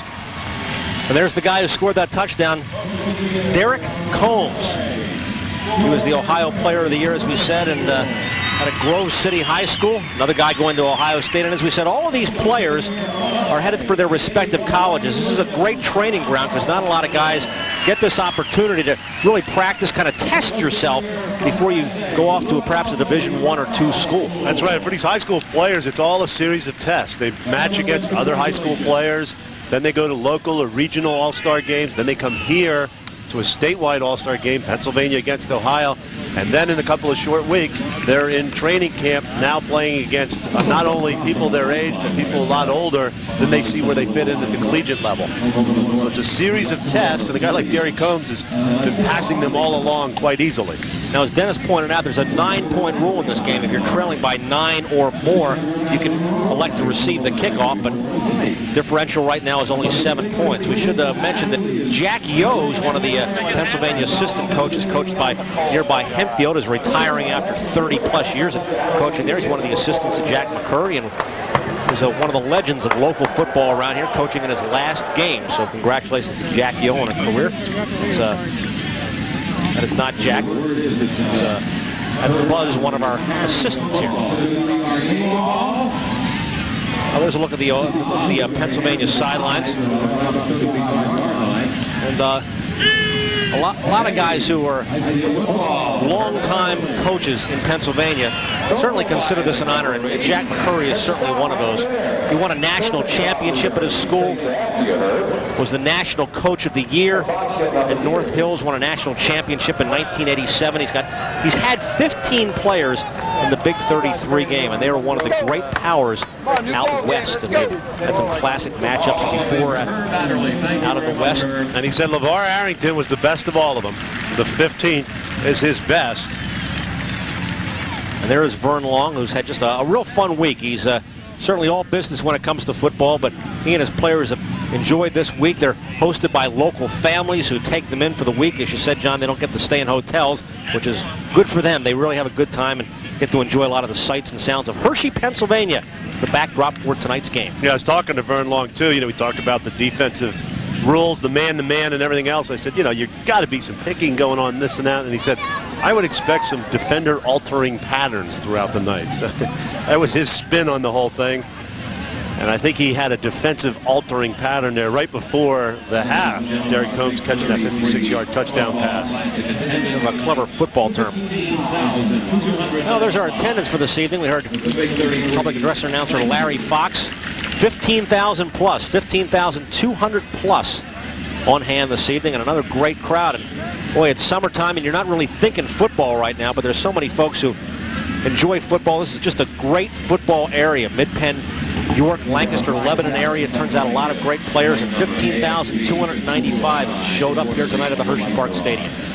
Well, you know, not only that, today, of course, is Hall of Fame game in the NFL. The 4 players entering the Hall of Fame. Herb Adderley is the honorary chair this year, here for the Big 33 game, passed up going out to Canton, Ohio, to be here tonight. And he's one of those many players from the Big 33 who has played in Super Bowls. Every Super Bowl has had at least one player from the Big 33 in it. And Herb Adderley, I think it was Super Bowl I and Super Bowl VI was the only player. So we have Herb to thank for keeping that tradition alive, or starting it out and then hanging on by the skin of his teeth there, at least in Super Bowl VI. He was actually the first player to ever play in a Super Bowl from the Big 33. You're going to hear from Herb Adderley in just a moment. He gave a terrific talk at the banquet last night. Joe Paterno was here, as were many of the Big East coaches, and Tyrone Willingham came all the way in from Stanford. There's Herb Adderley, and you're going to hear from him in just a couple of moments. Herb Adderley, one of the all-time greats, Hall of Famers. Lenny Moore was here last night. This game has really caught on with everybody football-wise throughout the country, and they've all heard the great job that Mickey Minnick and his staff have done with the Big 33 Football Classic. Thank you for joining us tonight on WHTM TV in Harrisburg and throughout the country. We welcome our viewers on Sports Channel Philadelphia, all those who are watching on Sports Channel Ohio, and tonight, welcome those of you in Chicago tonight, Sports Channel Chicago. Here we go with the second half. Greg Mace together with NFL great John Spagnuolo in the booth with us tonight. And here we go. Ohio will receive the kickoff. This is Suggs. Cross midfield. And Suggs crosses the 40-yard line. Morgan Anderson had to make the stop. You'll hear some of those great alumni: Herb Adderley, Namath, Dorsett, Montana, Kelly Marino, Hostetler, Ricky Waters. Some of the many, many greats. And the first name on the list, Herb Adderley, is standing by with Dennis. Thanks, Greg. Honorary co-chairman Herb Adderley, and a great player and defensive back and a Hall of Famer, 3 Super Bowl rings. And we were just talking, and it kills you to see a defensive back give up a play like that just before halftime, doesn't it? Absolutely. You know, it doesn't matter whether it's high school, college, or the pros. You're taught to get back as far as you can in some type of prevent defense with just a few seconds left before a quarter's over, or before a halftime, or before the game. If you're leading or if you're tied, so it's really no excuse to get beat on the last play of a halftime like that. You gave up the Hall of Fame ceremony today to be here with us at the Big 33. This must mean a lot to you. Oh, absolutely. Well, Mickey Minnick, who puts this thing together with a tremendous help. You know, the guy just, when I talked to him, I just felt something, and it felt like I've been knowing him for so many years, and I only seen him twice in my life. This is the second time. And I just felt as though if I could get here and show some inspiration to 1 or 2 of these kids that I came from the same background, and that I made it to the pros and through college and studied and got an education, that they could do it too. You know, they could see it live and live in color. The same with Lenny Moore. As you can see, they made a great choice for honorary co-chairman Herb Adderley. Thanks for being with us. Okay, thank you very much. Back upstairs. Well, Ohio's gotten a couple of plays, and nice stop here on Sean Penny on the second play. Absolutely. Good play up front. Good defensive stand. 73 Paul Andrusak came through there. You know, he's starting an offensive tackle in this game, so he's playing all over the place tonight. Going off to Akron, Ohio to play. And Ohio's got a 3rd and 10. They lead 14-7, early third quarter. Zolman under pressure, throws, complete. Chambers got it. And let's see where they spot the football. Right short of the 50-yard line for Chris Chambers. Hey, Zolman shows his arm strength, getting that ball out under heavy pursuit. Andrusak was after him again. Big 73 coming up the middle there. Zolman gets it out. You got to continue to be impressed with Blomgren, though. Number 9 comes through, makes a big hit. He made a big interception in the first half, and he's kept his intensity and his level of play very high after the break. Jason Flora will do the punting. Delrico Fletcher is deep for Pennsylvania. He had that one big play to set up the only Pennsylvania touchdown. Nice spiral punt. Deep. Oh, no. Let it go. He didn't do that. I wonder what Herb Adderley would think about that. Well, sometimes you think maybe you can do a little bit more than you can. 9:34 left, third quarter. Ohio with a lead. Pennsylvania's got the football. Arm strength, quickness, agility, and body control. The essential elements of the winning defensive baseball player. And with Coach Emanski's Defensive Drills video, you'll learn the amazing training secrets of America's finest baseball school. The Defensive Drills video features revolutionary training techniques developed by professional scout and instructor Tom Emanski. Techniques that get results, producing baseball world's back-to-back-to-back AAU national championship teams and even a gold medal in international competition. In a recent review, Collegiate Baseball Magazine exclaimed, with Coach Emanski's techniques, the future of baseball is here today. Even top professional players are impressed. Just ask Major League superstar Fred McGriff. I'm so impressed with the instructional videos by Coach Emanski that I've given them my full endorsement. When you watch them, you'll know why. The Defensive Drills video is available now for immediate shipping. It makes a great gift and benefits players of all ages and ability levels. To order, call now, 1-800-888-1610. That's 1-800-888-1610. Call now. It's time for Bernie Williams to get into the batter's box and face a rock-hard ball coming at him from just 60 feet 6 inches away. Battling sinkers, sliders, curves, knucklers, changeups, forkballs, fastballs, and the occasional brushback. But Bernie doesn't sweat it. Hey, he's got a whole 1/10 of a second to react.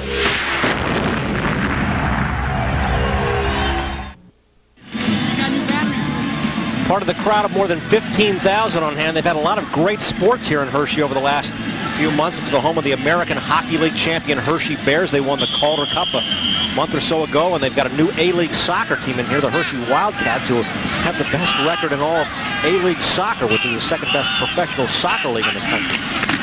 There's Ellis with time, looking. Complete. Fletcher got the first down again.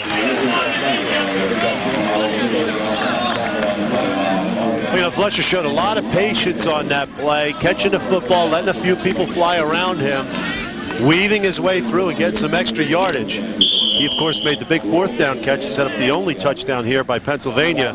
But he's really shown a lot of ability in the open field. I'm impressed with his performance so far tonight.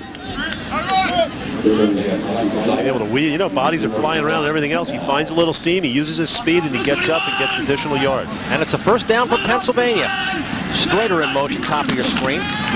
Ellis.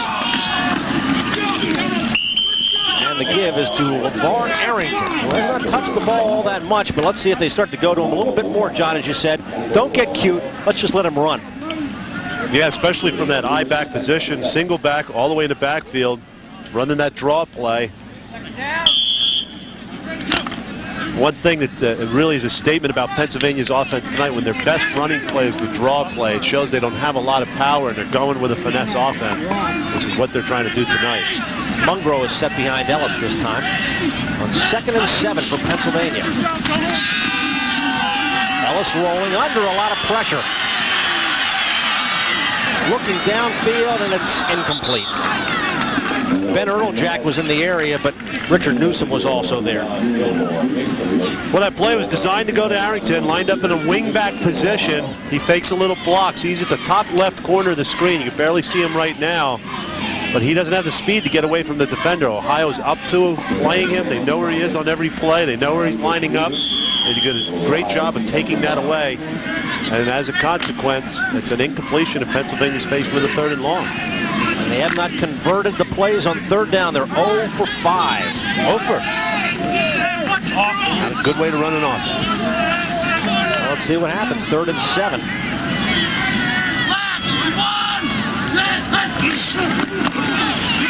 Ellis looking, overthrown. Delrico Fletcher had it in his hands, and a little too high, a little too tough. 4th down for Pennsylvania. Yeah, I think Fletcher should have come down with that football, though. Ellis put it close enough to him, and we've seen Fletcher make a couple of good catches tonight. Yeah, again, that ball right through the hands, not too far over the helmet, and I think Fletcher would like to have that one back. Well, we've seen Dan Ellis, and we've heard he's got just a great touch on the football, and he's headed down to Virginia. So now Pennsylvania forced a punt, and Mike McMahon is in. Chris Chambers and Terrence Brown will be deep. Getting back on his own 20. Nice spiral. Calling for the fair catches. Chris Chambers, and Ohio gets okay field position. the 32-yard line. They will have the football. They have a 14-7 lead. 8:03 left, third quarter from Hershey. What makes Home State Pennsylvania Growth Fund attractive to you? High return. Home State Pennsylvania's average annual return since inception was 22.51%. And Home State has earned Morningstar's highest rating, achieving the top 10% of equity funds by using what we call the Home State Advantage. Call 1-800-232-OKPA or your broker. That's 1-800-232-OKPA. Get the Home State Advantage. Call today. The heart will let you know when things aren't going well. Pay attention to unusual symptoms. Dizziness, lightheadedness, palpitations, chest pain. Indigestion, but indigestion doesn't crescendo and get worse. Shortness of breath. If you think you have a problem with your heart, get it checked out. The doctors at Penn State Geisinger understand the complexities of the human heart. Maybe that's why success rates for our patients are among the best in the nation. We only have one. If we don't take care of it, nobody will. Some do's and don'ts you should know about truck performance. Which truck has the most powerful standard engine? Toyota Tacoma 4x4s do. They don't. Which truck outhauls and outtows the others? Tacoma 4x4s do. They don't. Which truck has the lowest projected repair costs? Toyota. And whose truck is rated best in initial quality? Toyota. All of which makes now a good time for you to do something. Toyota trucks. Simply the best. It's a one-touchdown game.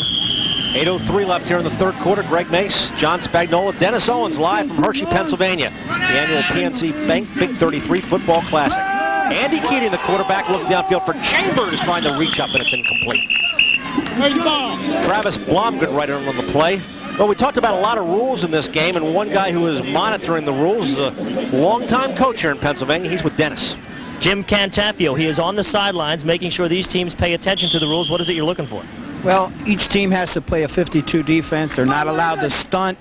They have to play straight man-to-man defense. There's no looping. And offensively, you have to throw the ball 40% of the times. We have 4 people up in the press box. Mike Williams is on the Ohio side. I'm on this side, and we monitor that. And if we see any infractions, we tell the officials. They warn the players. The second time around, they will get a penalty for it. Jim Cantafio, thank you very much. Let's go back upstairs. Every player on the Pennsylvania team just tackled Sean Penny. Yeah, they sure did. He spun off the first would-be tackler, looked upfield and said, "Oh my goodness, what did I just do?" Sean Penny gets the ball out into the flat. He's almost wrapped initially there by Coy Wire. And Greg, you called it. Look at all those blue jerseys waiting for him. There were 9 guys there. I look back, I saw 2 upfield. There were 9 guys there to make the tackle. Gang tackling. Defensive coordinators love that. 3rd and 9 for Ohio. Keating looks. Nobody there at all. 4th down for Ohio. Now Chris Chambers ran a thin post upfield, and Keating threw the ball out into the flat, so another miscommunication here hurts Ohio. Again, that was some of the pattern in the first half. They hurt themselves offensively and stopped some drives. Well, now we're getting down to a little heat and humidity time. It really hasn't gotten any cooler here in Hershey. It's been a hot, humid evening. Actually, practice-wise, we got a lot of rain in the area. We had some actual kind of fall nights for practice at times, but not this evening. Delrico Fletcher is deep for Pennsylvania. They're down by a touchdown. Moore with a nice punt. See if he lets it drop right into his hands. Surrounded, and he goes nowhere. Ouch. Delrico, that's another one of those things. Delrico zigzagging. He never moved anywhere. He kept just feinting his shoulders and his head, and that allowed those Ohio players to just bear down him that much more. Watch Delrico Fletcher. He does a good job, though, keeping the ball from going any further. Square in front of the football. A lot of times you see punt returners let that ball bounce for a while. But here's where he got a little trouble. Zig goes, now I'll go here, now I'll go there. Oh, I think I'll just go down. And he got to say hello to Nathan Bowling, his friend, who made the stop right there. So here we go for Pennsylvania. It's 1st and 10 from their own 20-yard line. And Mike McMahon is back in at quarterback for Pennsylvania. They're in the blue, Ohio in the white this evening.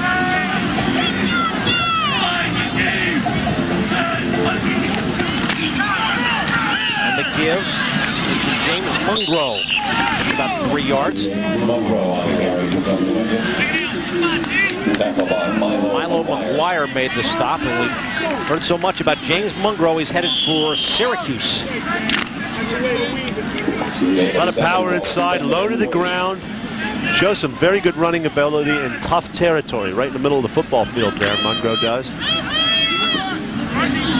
So it's 2nd and 3 for Pennsylvania. They trail 14-7. We approach the 6-minute mark of the 3rd quarter. Man still in a quarterback.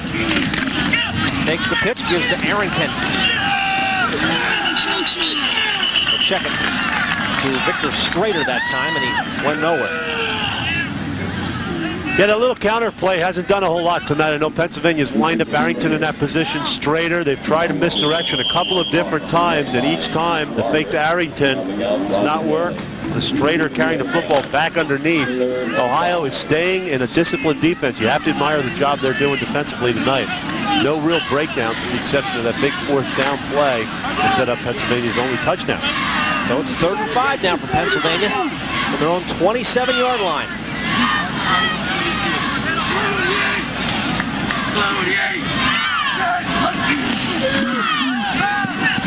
Man looks, throws right to the sideline, right to a coach. Jason Boykin almost jumped in on the interception, but that'll bring up 4th down again for Pennsylvania.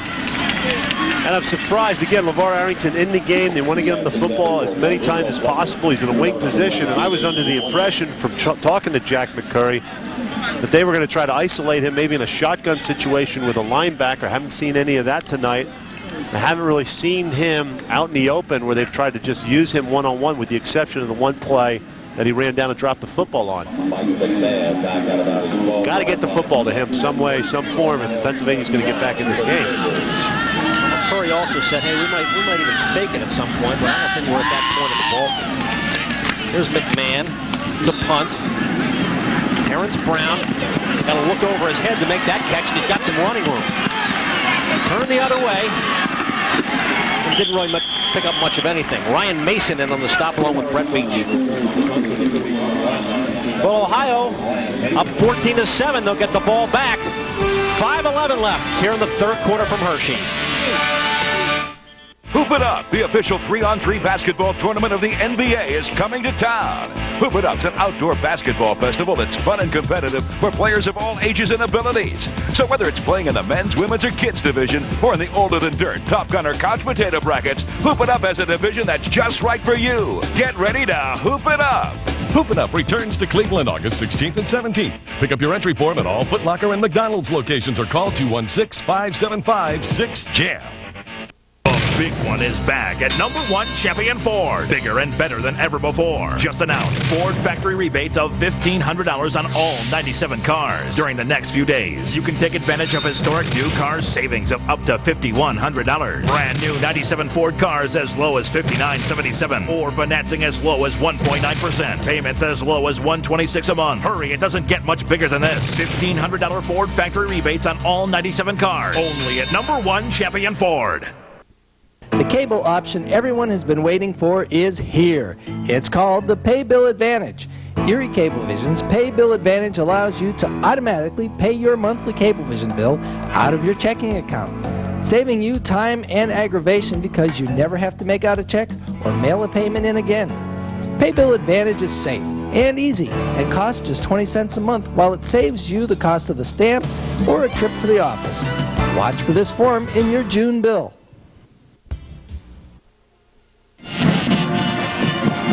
Welcome back to the Big 33 Football Classic. Ohio leading Pennsylvania 14-7, and here is the hardware these two teams are working so hard here tonight for. This is the Governor's Trophy. It spent all of last year in Ohio. Pennsylvania certainly would like to bring it back here to Pennsylvania. And guys, this is about as close as I will ever get to this trophy, and it kind of feels good in my hand. Let's go back upstairs. Make sure you give it back now, Dennis. Don't run off with it. I've had the Calder Cup and some other trophies in your hand. You're just tempted. I like to take it home for the evening. 1st and 10 for Ohio. And the give is to Brown. And he gets nowhere. Total yardage, you saw that graphic. Pennsylvania finally over the century mark with 113 yards. And Ohio with 200 before that play. I don't think they added to it at all. What a pretty clean game so far, considering these guys haven't worked a lot together. Only a couple of penalties. We haven't seen a lot of guys jumping offside or making penalty mistakes so far in this ball game. No dreaded holding calls. Right. Now, one has to wonder whether it's not happening or this is not being called. We'll give the players the benefit of the doubt. Exactly. 2nd and 9 for Ohio. Pitches to Derek Combs. And some running room again. And he's got a first down for Ohio. Dante Coles made the stop. I think I saw a hanky on the ground there. Just as we mentioned that. You know, the little quick pitch play has worked for Ohio effectively. What Combs does a great job of here is setting it up and then taking it back inside. John, what did you say about holding? Oh, I jinxed the Ohio players. Sorry about that, guys. Combs, you get a sense, though, of his speed, his versatility, his good balance getting through there. And not only that, just setting the play up as he went to his left, set his feet, and came back inside over a defense that had overrun him on that play. Well, there it is, the holding call that we hadn't seen all night. I had to open my big mouth, didn't I? Ralph crammed at me and my big mouth. 2nd and 19 for Ohio, and Andy Keating will bring them back out of the huddle. Ohio leads 14-7. 4 minutes left here in the 3rd quarter. PNC Bank Big 33 Football Classic live from Hershey, Pennsylvania. Give us to the first man through. Fumble, and let's see if it was down. I think he was down. Slow to get up. Let's see who that is. That's Terrence Brown, the ball carrier, I believe. You're right. Got hit pretty hard on that play coming through. That's probably why the ball came out. See who makes the initial hit on the play. Little draw play inside. Good play up front. Looks like Andrzejczyk again gets through there. 73, starting on offense, but playing both ways and playing very effectively as a nose. And wrapped up at the end by big 79, Amon McDonald. The ball finally came out after the forward progress, though. So it's 3rd and 18 for Ohio. Keating rolling, looking under pressure, and he's swarmed under by the Pennsylvania defense. Tony Stewart in on the stop.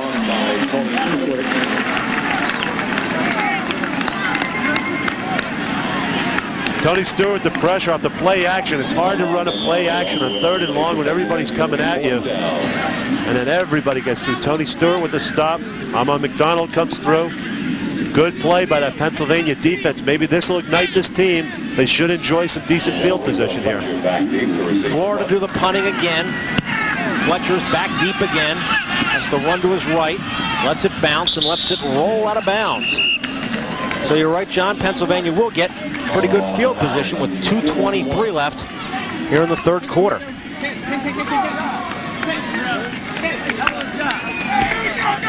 These, that we have told you, are the best players. They're all seniors. They'll all be going to their respective colleges in just a couple of weeks. There are actually 34 players on this team. It's the Big 33 and 1 kicker. Is that a slight against kickers, you think? They don't get counted in the Big 33. You know, kickers always kind of get overlooked, don't they? Well, I think originally the name was Big 33, and they wanted to add 1 more guy. Right. They did that. Probably, you know, back in the 50s, kickers were usually halfbacks, Paul Horning, you know, guys like that were the kickers on teams. Frank Gifford. There's Mungro, who gets absolutely nowhere as Kyle Caden throws him for a loss. So Pennsylvania trying to get something going here. They've only scored 1 touchdown thanks to 1 big play. And here's another look. Yeah, Kyle Caden's played very well. He's got a lot of speed. He's a versatile football player.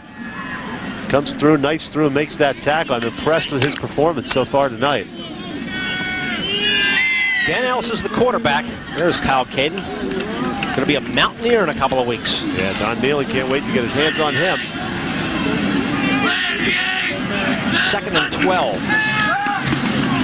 Ellis setting up, looking deep, looking long, looking for Fletcher. Overthrew him. Took some time for that play to develop, but Fletcher definitely was open against Richard Newsom. I had credited Dan Ellis earlier in this football game with not overthrowing an open receiver, Fletcher, downfield.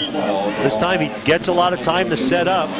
You'll see Fletcher flash underneath, and he's definitely got a step or two on Richard Newsom, number 11, but the ball falls to the ground. I'm sure Ellis would like to have that pass back. Well, he's got a great touch. We just didn't see it there. Here's 3rd and 12 from the 39. Ellis to the air again. Under pressure. Throws out and flat for Coy Wire. And he's going to be short of the first down. Like Wire did an excellent job, didn't he, initially, shaking off that first defender? The screenplay had some offensive linemen out in front of it. McCoy Wire had to shake off that first Ohio defender. Right there, avoids a hit by Jason Ott, 33, comes through, gets some additional yards, but it's short of the first down. And it looks like Pennsylvania's going to go for it again. Well, they are 0 of 8 on 3rd down conversions, and there's Coy Wire. Great start of Cedar Cliff High School, which is only about 15-20 minutes from this stadium here in Hershey. Jack McCurry looking on. See if they run a play or just try and draw him off sides. Ellis to the air, throws, complete to Fletcher, complete, check it. That is Gilmore. Big John Gilmore picked that one up for a big Pennsylvania first down. It's Gilmore's 2nd reception this evening. Caught one earlier in this football game, a similar type play, a bootleg that was open earlier. Gilmore off to Penn State, big number 88. And it seems like Pennsylvania does well in 4th down situations. I don't know if they've converted a 3rd down, but they have a couple 4th downs tonight. Not a great way to run an offense, but keeps things exciting anyway. Put the pressure on him, huh? 37 seconds left here in the 3rd quarter.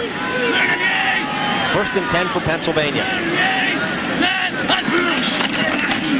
Mungro spins, got a break. James Mungro inside the 10-yard line for Pennsylvania. Milo McGuire finally brought him down. You know, there were questions about James Mungro, where he played, is he good enough, everything else. I think he's starting to answer those questions tonight.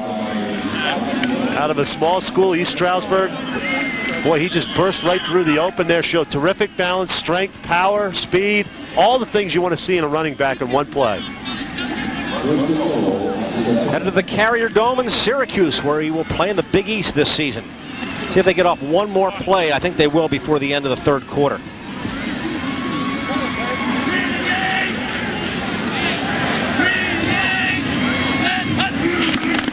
Mungro again. Spinning. Touchdown. Is he short or is he in?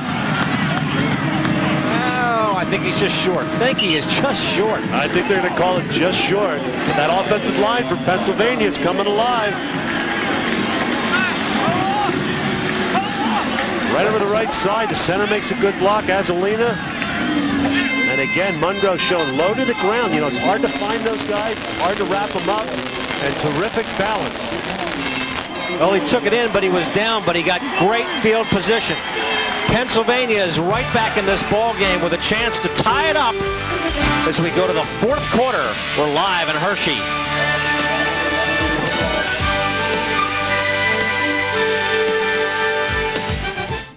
There are a million reasons why technology makes organizations more successful, but it requires only 7 steps to make success happen with KnowledgeSoft. We can help set your objectives, assess what you have in place today, develop a success plan using project management, deploy a customized solution, train people to use the new solution, support people as they work, and benchmark your solution against others. KnowledgeSoft, your single source for a universal solution. KnowledgeSoft, a Novell Authorized Education Center, is a proud sponsor of the Big 33. I was a little nervous. Girls, we've got Ellie's father, who's with American Airlines. The last thing I wanted Mr. Anderson was to come across as Ellie's dad. Ellie's dad? The digit head. You know, just talking technology. But they were into this stuff. I want to go to London. Everybody planned a trip on our website. And when I brought out the beginning seats, to put the in-seat monitors into the planes. it was great. They were really excited. It's funny. Back at the office, we're always thinking about the future. Today, I got to see it. Is now the time to get advice on college loans? At PNC Bank, we say the time couldn't be better. If you need financial aid, our Education Loan Center is devoted solely to helping you. In fact, since 1965, we've helped over 1 million families find the best way to pay for college. So call the Education Loan Center at PNC Bank, because there's no time like the present to prepare for the future. When you're looking for the best new car, you can get lost in a maze of information where deals go up in smoke and value is just an illusion.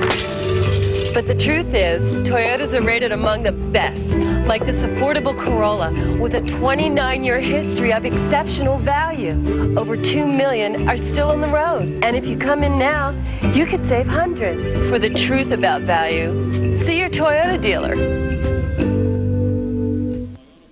Greg Mace together with John Spagnola as we start the fourth quarter, Pennsylvania and Ohio, and here's how the third quarter ended, John.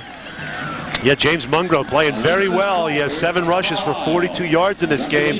Some back-to-back rushes on his behalf. Sets the football up at the 1-yard line for Pennsylvania. And you can see they're getting back into this game statistically. 171 yards to 196. A very good third quarter for Pennsylvania. And now this game very soon could be tied at 14-all if they push the football in here from the 1. Second and goal from the 1, and Mungro could be the guy this time again. 14-7, as we said. Ohio has the lead, but Pennsylvania looking to punch it in. Dan Ellis is the quarterback. And he keeps it himself. See if he got in. I don't think so. Quick snap, and he tried to push it home, and it looks like he's still about a half yard short. They gave him a touchdown. Oh, they gave him the touchdown. There you go. A lot of people in Ohio right now going, oh, geez, we got to get this game played in Ohio next year. Right behind his center, Vince Azzolina. He rides him. Number 63, you can see he snapped early, got the football off, and Ellis darts right to the left side there, right behind his center. And after sorting out a few people, they figured out it was a touchdown for Pennsylvania. So that pulls Pennsylvania within a point. 7 plays, 59 yards. Only took them 2.5 minutes. And Morgan Anderson on to do the kicking. Snap is up, and it is perfect. So Ohio giving up the touchdown, and Pennsylvania's come back to tie it up.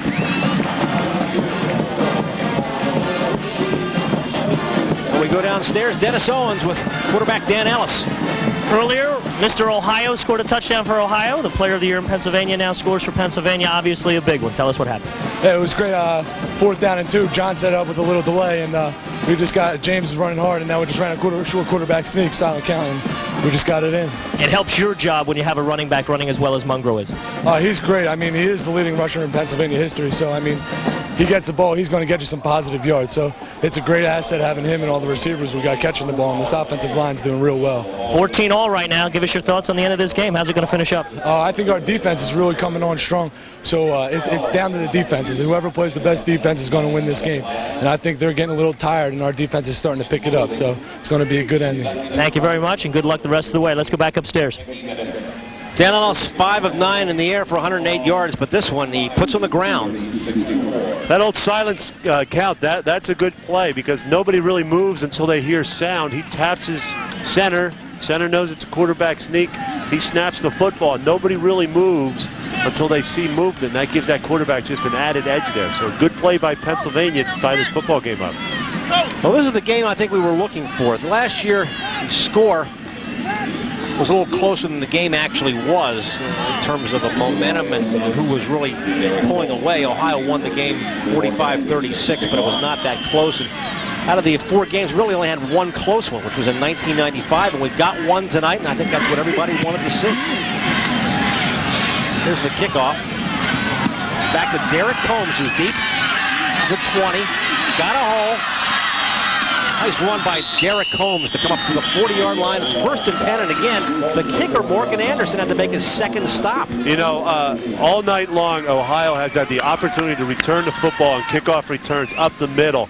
And I question how hard these Pennsylvania players are getting downfield. I mean, you can't allow this to happen time and time again. And I got to wonder how hard these kids are running down covering the kickoff. Your kicker cannot make every tackle for you, that's for sure.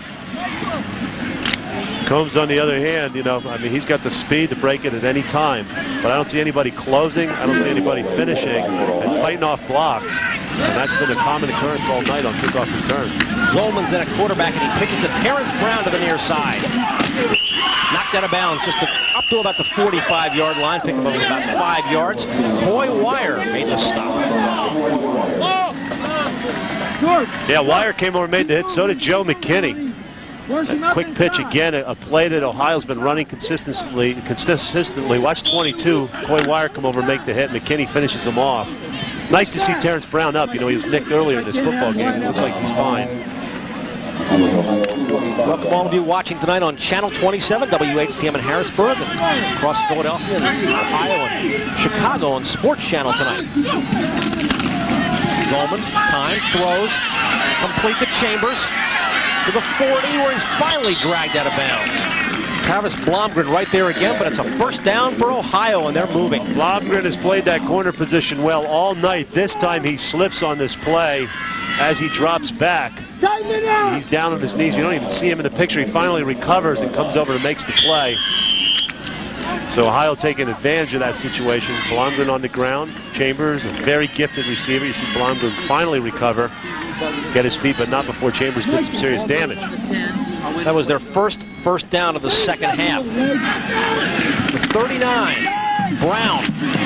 A little running room off the right side, picks up about 5. Stopped by Willie Knapp. Strader also in on the stop. Dan Ellis talked about defense. Right now, Pennsylvania's not playing much defense. Ohio, I think, is waking up a little bit. I think they felt like they had this game in hand, even though they only had a 1-touchdown lead. And now I think they got a little talking to by their coach. They seem to be a little bit more serious, playing with a little bit more of a mission on offense. This game has certainly improved in intensity and in stature in Ohio once they kind of learned what this was all about. Everybody wanted to play in this game. Let's see if they got that first down on that one as Sean Penny took it. Mitchell made the stop, and it looks like they're just about a yard short.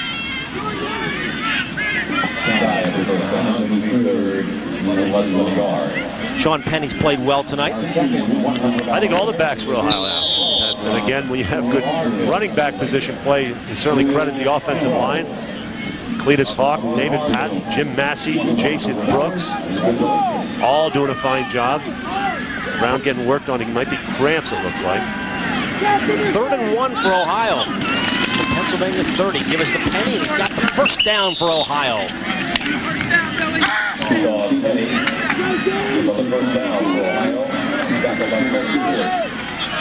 There's a look again, and Tony Stewart made the stop, but they did what they had to do. Good block, left side. Matt Kuchar, big number 79. Going to get behind a guy 320 pounds when it's short yardage situation. That always helps you. See how Ohio has really converted big time on 3rd down. If you're up over 50% on 3rd down, you're doing well. Zolman with time, looks, throws, complete to Chambers. Across the 25 up to about the 23. Laban Marsh was right there. So Ohio continues to drive. 9.5 left here in the 4th quarter.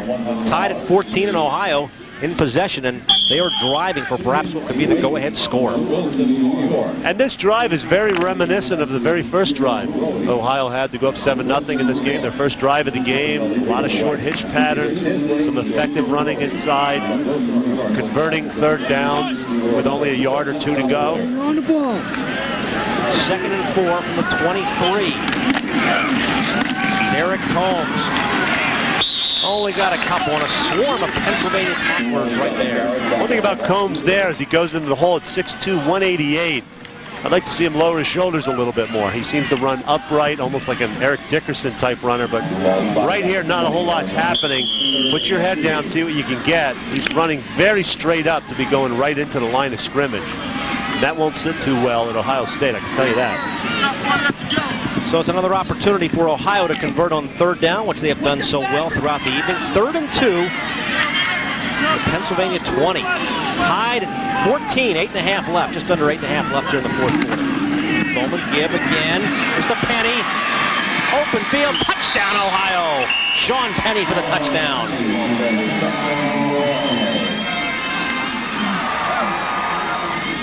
Good block inside by Joe Hardings. Penn State fans will know that name. Brother Jeff. The only Ohio player to go to Penn State.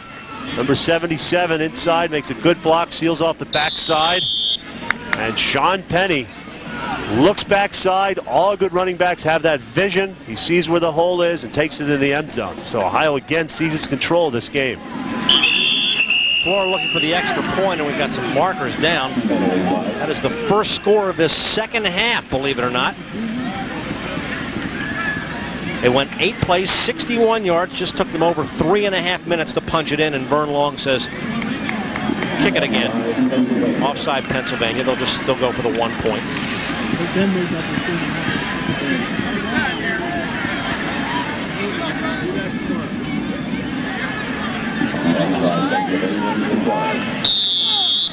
Earlier had the Ellis touchdown. I stand corrected. Ellis scored the touchdown, of course, to tie the game up. And now Ohio is on the board. And the kick is no good. So that could be a big miss. So we'll take one more look at the score, but the extra point could be the key there. Sean Penny with a touchdown. Ohio leads 20-14 as Pennsylvania gets the ball back. Discover the amazing training secrets of America's finest baseball school with Dynamic Practice Organization, a revolutionary new instructional videotape. Dynamic Practice Organization features professional scout and instructor Tommy Mansky with his famous building block approach to athletic training. This exciting instructional videotape features the same drills, techniques, and methods that have produced baseball world's back-to-back-to-back AAU national championship teams. Dynamic Practice Organization makes any coach look like a genius and organizes offensive and defensive practices that players of all ages and ability levels can't wait to attend. And immensely improves team communication skills and even conditioning. This is the instructional video that's a winner.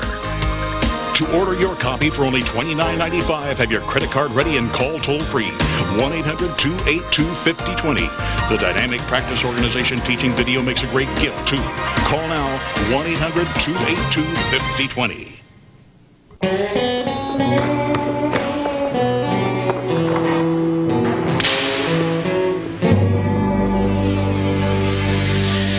We got next.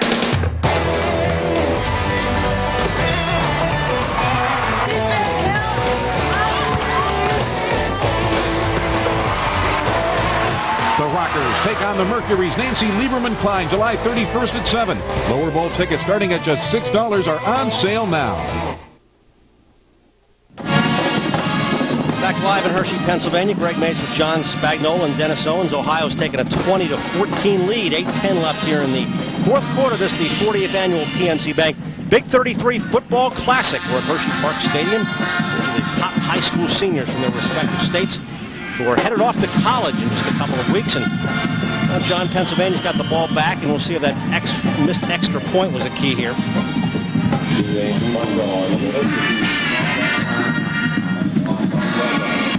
Here's James Mungro to receive the kickoff, trying to go up the middle. Gets a little running room and does. Big run by Mungro. I'll tell you what, he has taken over this football game for Pennsylvania. I mean, there was not a whole lot of help. Again, I think kickoff return. Pennsylvania leaves a lot to be desired tonight. I don't see a wedge blocking anybody. I don't see a lot of hitting going on. Watch this. You don't see anybody really making that much of a block, and somehow he manages to get through and sets up fabulous field position at the 40, almost 46-yard line for Pennsylvania. So Mungro, you know, sometimes great players step up and take over a game. He seems to be the one doing it right now. Mike McMahon now in at quarterback. Time to throw, looking downfield. Fletcher overthrew him. Well, with the man who scored the last touchdown, Sean Penny, Dennis Owens. Greg, what's a penny worth? Well, a lot if you're an Ohio fan. He just gave his team the lead. Nice run right up the middle. Tell us what happened. Well, I always had a rule. Once we got inside the 20, you got to be hungry. So when I got the ball, I just decided I wasn't going to let anyone stop me and just take it home. After Pennsylvania scored the last time to tie the game, they said they thought you guys were getting tired. I guess that's not the case. No, fourth quarter is always my quarter. Back upstairs. He's headed to Ohio State as well. There's some fighting words right there. McMahon on 2nd and 10. Looking. Arrington had it in his hands and lost it. Mike Clinkscale was a couple of steps away from taking that all the way. That ball was a tad behind Arrington, and you know, McMahon throws the ball with so much zip. Look at that ball just come out of there. You get a good feel for it. Arrington misjudging the speed of it and doesn't turn his hips all the way around and make that catch. And when you got a guy that can throw BBs like McMahon can, he better catch it cleanly the first time because it's going to clank off your pads. And as a receiver, I can tell you this from personal experience, that's one of the worst sounds in the world, and I heard it a lot. You didn't hear it that much. Well, either the clank off my pads or the clank of people hitting me afterwards. 3rd and 10. Pennsylvania's not done well on 3rd down conversions tonight.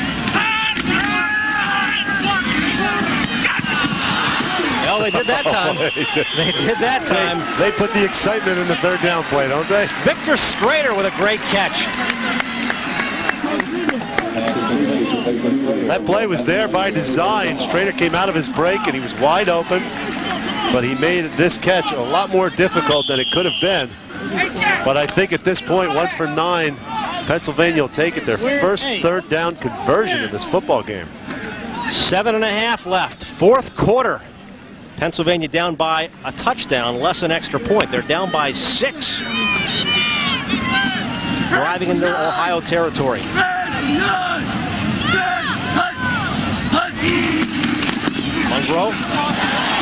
Mungro. James Mungro with another great run inside the 10 and another 1st and goal for Pennsylvania. And I see one of his linemen, Paul Ondrasek, running downfield. I think Ondrasek is having himself a whale of a game. Number 73 inside, good blocking downfield. You saw Ondrasek make that play as the left guard. He's played offense and defense tonight, and James Mungro bursting through the middle. See big 73 seal off that left side. Mungro takes off up the middle, shows pretty good speed. Some people had angles on him, and he was almost able to escape their angles and get into the end zone. 1st and goal. Mungro again. About the 5. Well, of course, we heard so much about Arrington, but boy, Mungro, who rushed for more than, this is not a misprint, not a misspoken, more than 8,000 yards in his career. The highest yardage total in state history. He's got 8 rushes for 75 yards tonight. So he's adding to that total. And I think the Syracuse coaches are very happy. Paul Pasqualoni was here last year. I'm sure they'll be real pleased to watch him on Sports Channel and see the kind of player they're going to be getting in a few short weeks. Mungro again in the backfield. He's got the football again. And he's wrapped up. So that'll bring up 3rd and 8. Salem Simon coming in there from the outside. Mungro, you know, escaped that first tackler, but Simon, a very good player, a player that Pennsylvania was very worried about tonight. No, he doesn't let Mungro get loose. He said, you can run up the middle, but you're not running outside on me. John, it's a shame a lot of these coaches aren't able to see some of these guys play here. Yeah, the idiocy of the NCAA. We have all sorts of college coaches. Tyrone Willingham coached cross-country last night, but they're not allowed to go to the game. NCAA rules prohibit it. Makes a lot of sense. 3rd and 9. Time, looking, throwing, complete. Strader with a nice catch inside the 5. But it'll bring up 4th down. And I would assume 4 minutes, 50-some seconds left. Clock is going down under the 4:50 mark. At this point, Jack McCurry's not sure if he's going to get the football back. He's got to go for it on 4th down. Might be a good time to call a timeout and regroup a little bit offensively, though. Well, the crowd is up on their feet now. And this is the kind of football we wanted to see. Crowd is fired up. 4.5 minutes left. Biggest play of the football game. Coy Wire in the backfield.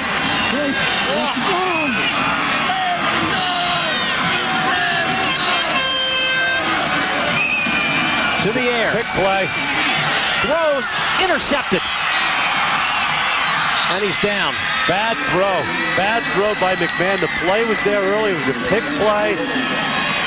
Defender altering pattern, as Vern Long would call it. And that ball was thrown behind the intended receiver, Ben Jack, and unfortunately, Pennsylvania does not score. Ohio, see that ball's behind him, and that's the reason it doesn't work. Richard Newsom with a big interception. 4 minutes left in the game.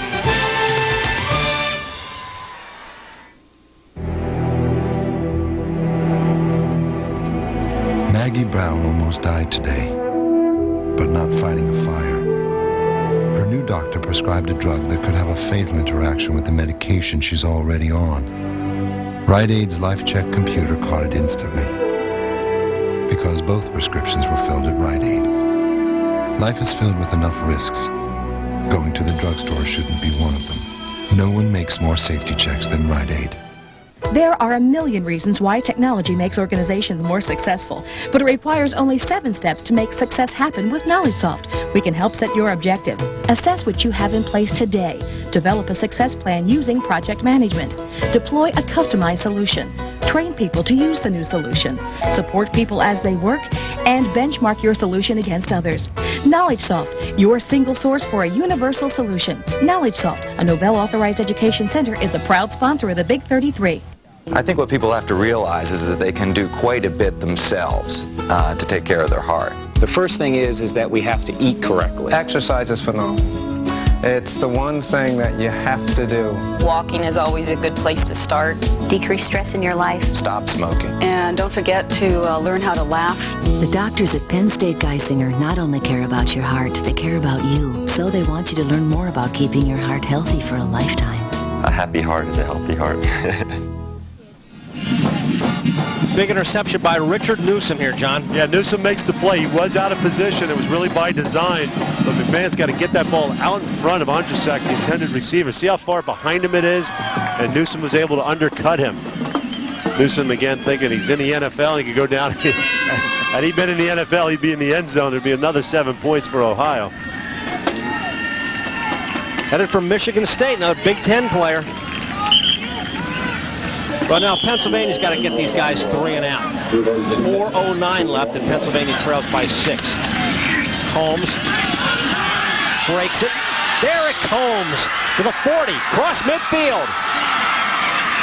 And Blomgren finally knocked him out of bounds. Another big run by Derek Combs. Boy, can he play or not? I mean, or what? That does remind you of Dickerson, doesn't he? That smoothness. The ability to almost run in 3rd gear and then finally see the opening and explode. I mean, when you can accelerate as a big man and go to full speed within a step or two, you've got some talent. And that man has talent. We'll be seeing him for the next 4 years. He's got a touchdown, 6 carries, 72 yards, another first down for Ohio.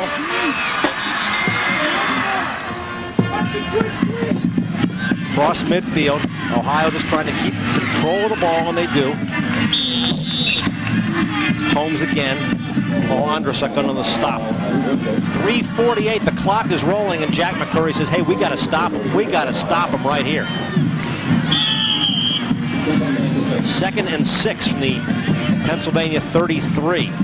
So perhaps that missed extra point isn't going to be as big as we thought it would be if Ohio can punch it in here one more time. Pennsylvania does have all 3 timeouts left, so they'll be able to stop the clock here at some point, but they're getting close to a desperate situation.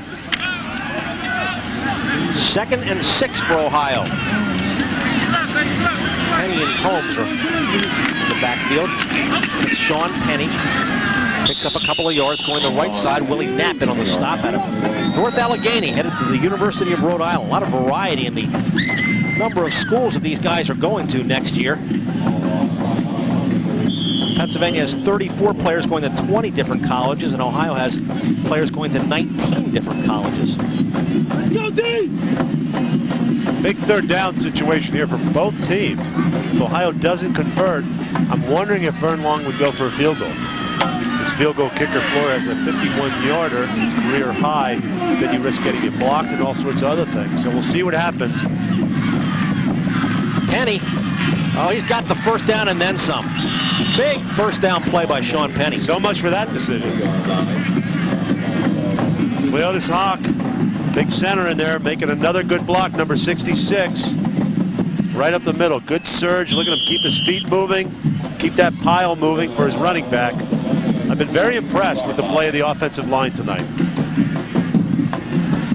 And Ohio's put together 171 yards on the ground tonight as we approach the 2-minute mark. Fourth quarter, Big 33 football classic, Hershey, Pennsylvania. You can see the edge for Ohio there in the rushing yards. Combs, and he got maybe a half a yard. But right now, Ohio's just eating up some clock time. And Drusick made the stop, and we're approaching a minute and a half, and now Pennsylvania will start to take some timeouts. Well, Pennsylvania's got to stop them, obviously, on the next two plays. If they don't, Ohio can put it away. Minute 48 left, fourth quarter. The University of Cincinnati, nestled in the hills of southwest Ohio, is now accepting registration for an intense 6-week crash course. Participants can spend Saturdays at the mall. Class size is limited to 35,000, so hurry and get your tickets before the line forms. You see Bearcat football, you gotta see it. Call 556-CATS and order your season tickets now. A log cabin on the lake. It's the biggest event Erie, Pennsylvania has ever seen. Hallman Chevrolet Geo is offering 3.9% financing for 60 months on over 300 new Chevy cars, trucks, and vans. Cavaliers, Luminas, Monte Carlos, Camaros, Metros, Prisms, conversion vans, 3-door venture vans, 2- and 4-wheel drive S pickups, Trackers, and Astro vans. All with unheard of 3.9% financing for 60 months. This may never happen again. Don't miss your chance to save like never before at Hallman Chevrolet Geo, because nobody outsells Mr. Big Volume. Pull it over, pal, because the road is ours all summer long. Take a rock and roll road trip across America on VH1's Route 97. We're all over the map, cruising for stars and counting down your favorite music from the rockin'est spots in the US of A. This summer, take the one way to great music. VH1's Route 97, weekdays on VH1.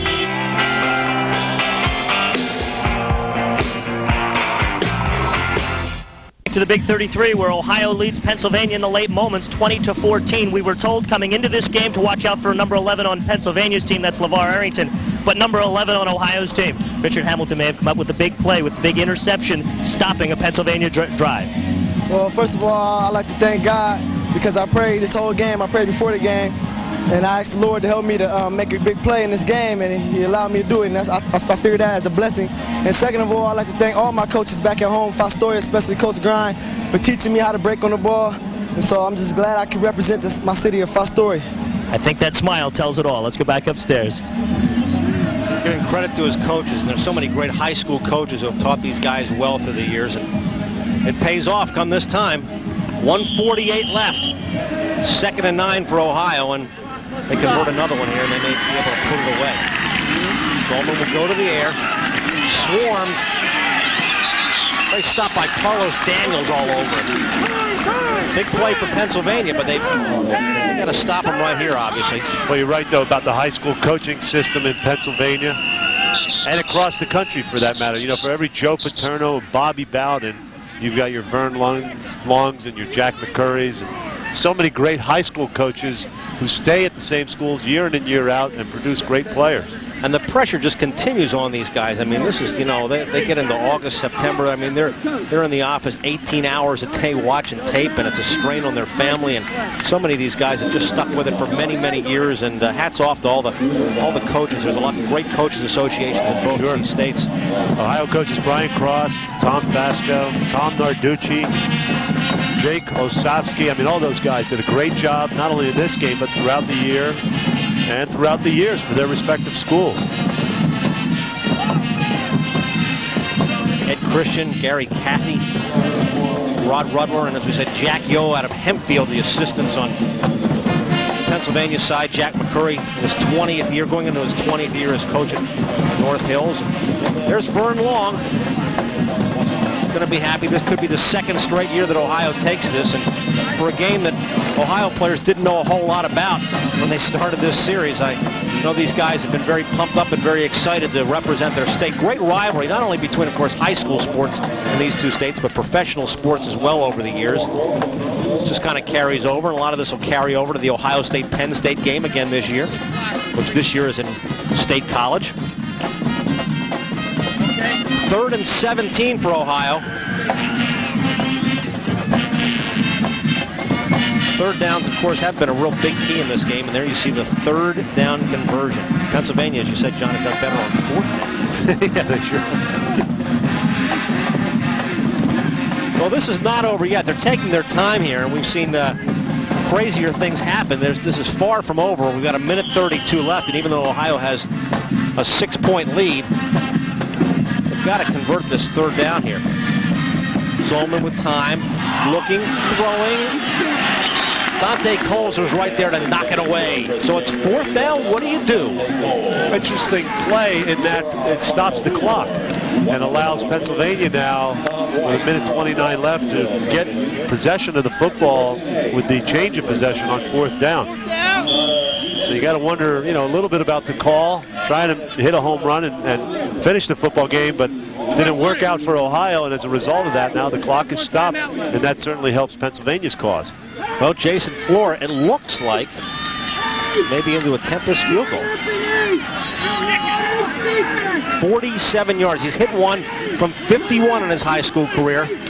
So Jason Flora will get a chance to shine. Should be a low trajectory, though, if a long kick like this.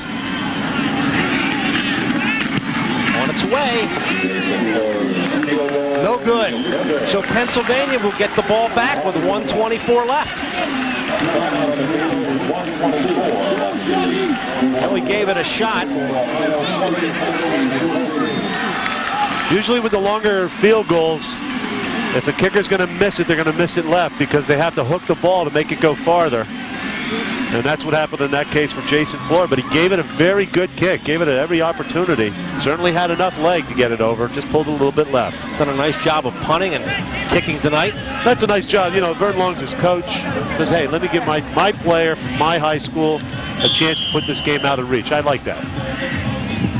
So now we've got 1:24, and Pennsylvania has a chance to win this football game. They'll go with Dan Ellis at quarterback. They've got a long way to go, though. Ellis will go to the air on the first play. Looking, throwing, complete. Victor Schrader, no, they said no. Well, at first they said yes, then they said no. And Victor Schrader is upset, and so is Pennsylvania. Well, the head linesman called it complete. The side judge came back from behind. Let's see if that ball does hit the ground. Yeah. But he still had control of it, but the ball did hit the ground, and that was an accurate call by the side judge. So it's 2nd and 10. Pennsylvania has 80 yards to go to tie it up and possibly take the lead and win it. 1:15 left.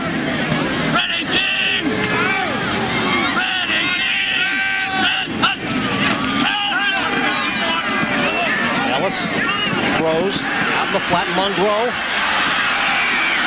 Marker down as he crosses the 30-yard line. But we have a penalty marker back upfield. Kyle Caden made the stop. Wonder if there was a lineman downfield too soon. The flag came from all the way across the field. He puts his hand on his head. That's what it is, and that's unfortunate for Pennsylvania. Mungro with a good cutback on that play. Had some running room, had enough for the 1st down. But Pennsylvania now has made 2 mistakes here on the first 2 plays on a desperation drive. Well, I don't know. I didn't see any linemen downfield. That's kind of an interesting call because once that ball's let go, they're allowed to go downfield. And it seemed like they were all pass protecting and behind the line of scrimmage when the ball was released. In college, at least, the rule is if you throw the ball behind the line of scrimmage, the offensive lineman can go downfield and engage a blocker. So that was a last-minute call and somewhat questionable. Only the 3rd penalty of the football game, and the clock rolls as we approach a minute to go. Pennsylvania trails 20-14. They've got the football, and they've got to move it down in a hurry. Well, they're jumped. Uh-oh. That's jumping off sides and very close to unnecessary roughness. Jason Brooks jumped off big time. So the flags didn't come out early, but they're coming out often here at the end, aren't they? They moved Jason Brooks, who had been playing offense part of this game. He was originally one of the offensive starters and then comes in here to try to shut Pennsylvania down, and he jumped. So now 49 seconds left, and Pennsylvania will take advantage of the penalty, although not moving as far as they moved back that time. 2nd and 10, 49 seconds left. Pennsylvania trails by 6. Ellis looking, throwing. Gilmore. Wow. Wow. They said Ellis could put the ball on the money, on the spot. That was not a very, very open pass pattern there. That was a great play. John Gilmore. 3 very impressive receptions tonight by Gilmore, all running across the field. All right, clock rolling. Great finish. Now they'll work out of the shotgun. 35 seconds left. Ellis looks, throws, complete. Ben Erteljack, another first down for Pennsylvania.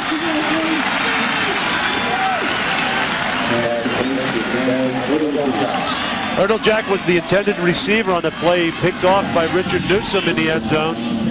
Erteljack just ran a simple out inside, ran to the open side of the field. Look at that touch by Ellis. Boy, in between 2 defenders to Gilmore, that's a pretty pass. Well, this is clearly the best finish we've ever had in this series. 26 seconds left. Pennsylvania down by 6 out of the shotgun again. Here comes Arrington to the bottom of your screen.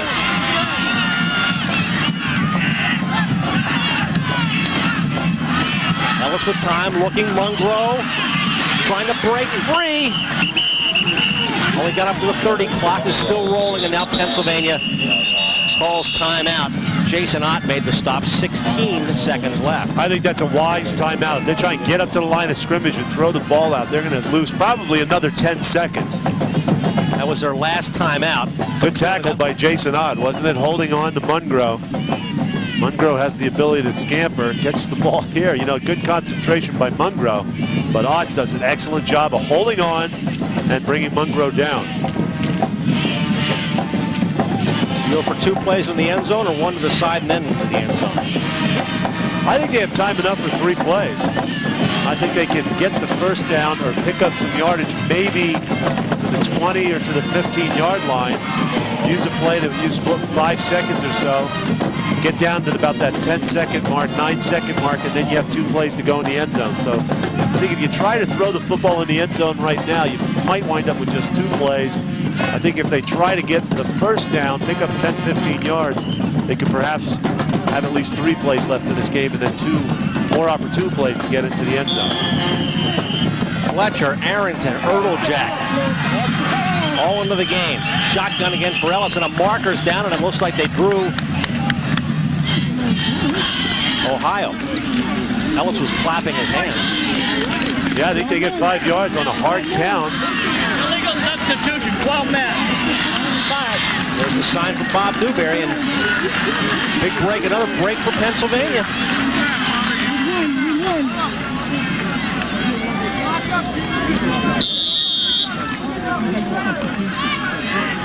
Second and 2, but that's really not what they're concerned about now. Ball at the 26-yard line. Mungro is standing right next to Ellis.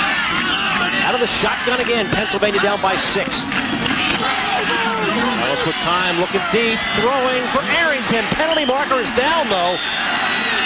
It looks like Tim Cheatonwood may be called for interference.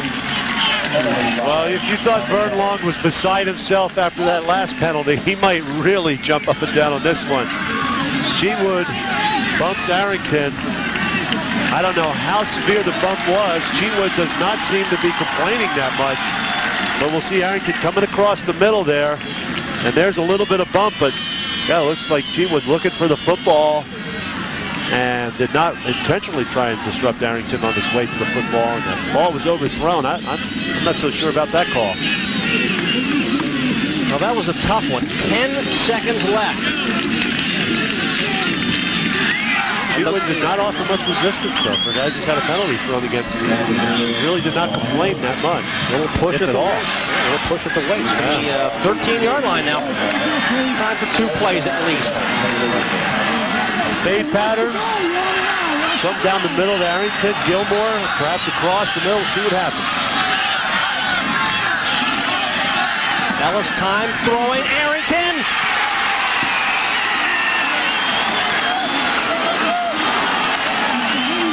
See where they spot it. Close. At the 1. At the 1. Arrington lined up at the wing position. Ran an out pattern. Again, you got to be impressed with Ellis's accuracy. See where that football is relative. I think he extended it over the pylon after he was pushed out of bounds. And this thing is very close, and we're coming down to the last play of the game here. 6 seconds left. Pennsylvania's down by 6. They convert. The extra point could win it. Ellis with Munro behind him. Ellis on the keeper. He's in. Dan Ellis has tied it at 20. Now the extra point to win it. Dan Ellis, no stranger to pressure games. His team won the state championship in 4A football. Teammate Aaron Harris is now at Penn State. Very impressive drive by Pennsylvania. Again, keep in mind on 3rd and 4th down, Ohio threw the football and then tried a field goal. And that, I think, kept some extra ticks of the clock on the scoreboard for Pennsylvania in this drive. And, of course, the big play, I think, is the penalty against Cheatwood that allows Pennsylvania to get some good field position. They played Arrington, and here they are with a position to win this football game with 3 seconds left on an extra point. Morgan Anderson. He is headed for Slippery Rock. He will remember this moment for the rest of his life. That shot tells it all. Pennsylvania takes the lead with 3 seconds left.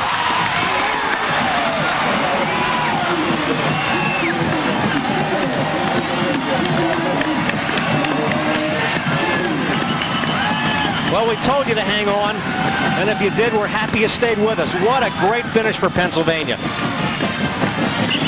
Boy, it sure is. They're excited out on the field. Some very upset players, and unlike the Buffalo Bills and Scott Norwood's field goal, a little different sideline, wasn't it? Still got the kickoff to go. We've seen game breakers before. And now Ohio gets one last shot. They're going to have to take it back. Well, stay with us. We'll be down on the sidelines for the presentation of the trophy and talk with some of the key players and the coaches in this game. Dennis Owens will be with us, so stay with us here on WHTM and Sports Channel. Well, you can see the dejection on the faces of the Ohio players. They have nothing, though, to be ashamed of. Man, they just played a great, great game tonight. No, absolutely, but you get you had the sense, or at least I did to some extent, that they let Pennsylvania hang around tonight. I think they had some opportunities to close this football game out. Didn't quite do it. Pennsylvania, to their credit, hung in there, and they're able to pull this game out with 3 seconds left in the game. Of course, we still do have a quick kickoff to go. And I'll tell you what, Ohio's had some good kickoff returns tonight. Well, they're going to put their 2 best guys back there, Combs and Chambers. And Morgan Anderson, who just kicked what could be the game-winning extra point, will kick this one off. And let's get the Stanford band out here while we're at it, don't you think? That's right. Let's see if they worked on that old lateral play.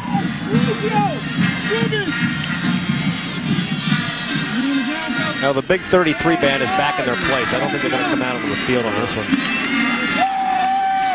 Here we go, 3 seconds left, and Ohio's got to take it all the way back.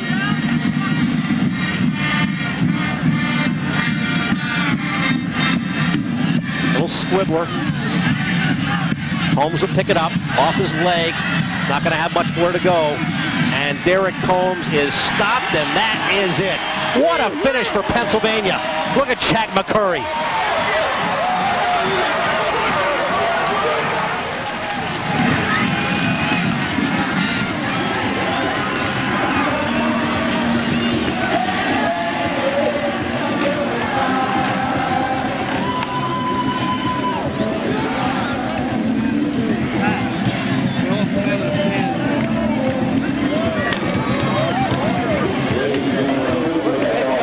You see the expressions of the players' faces, Greg, and it may just be an all-star game, and it may not mean a whole lot, but to these guys, believe me, they put it all on the line tonight, and I think they all should be proud of the way they played this football game and the way they represented themselves, their high schools, and I think they're all going to do quite well in their careers beyond high school.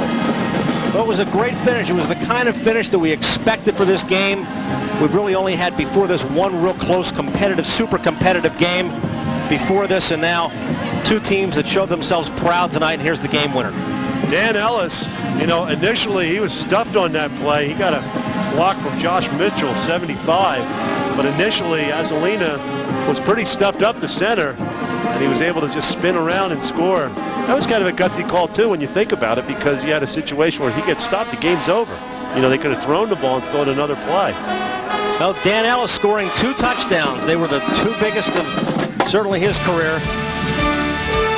We'll be back with a trophy presentation. Dennis Owens talks with some of the big players of this game. Stay with us. Pennsylvania wins it by 1.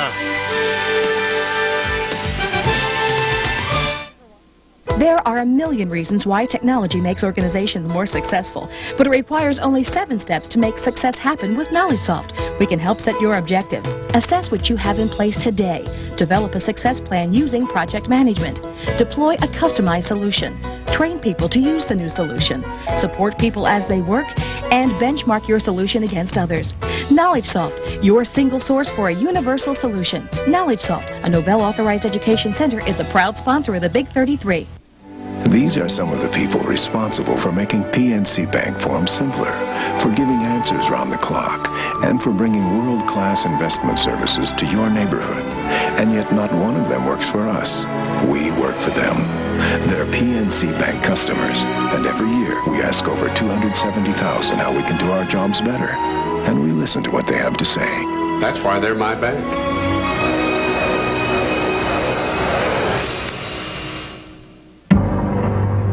Something scaring the other car makers.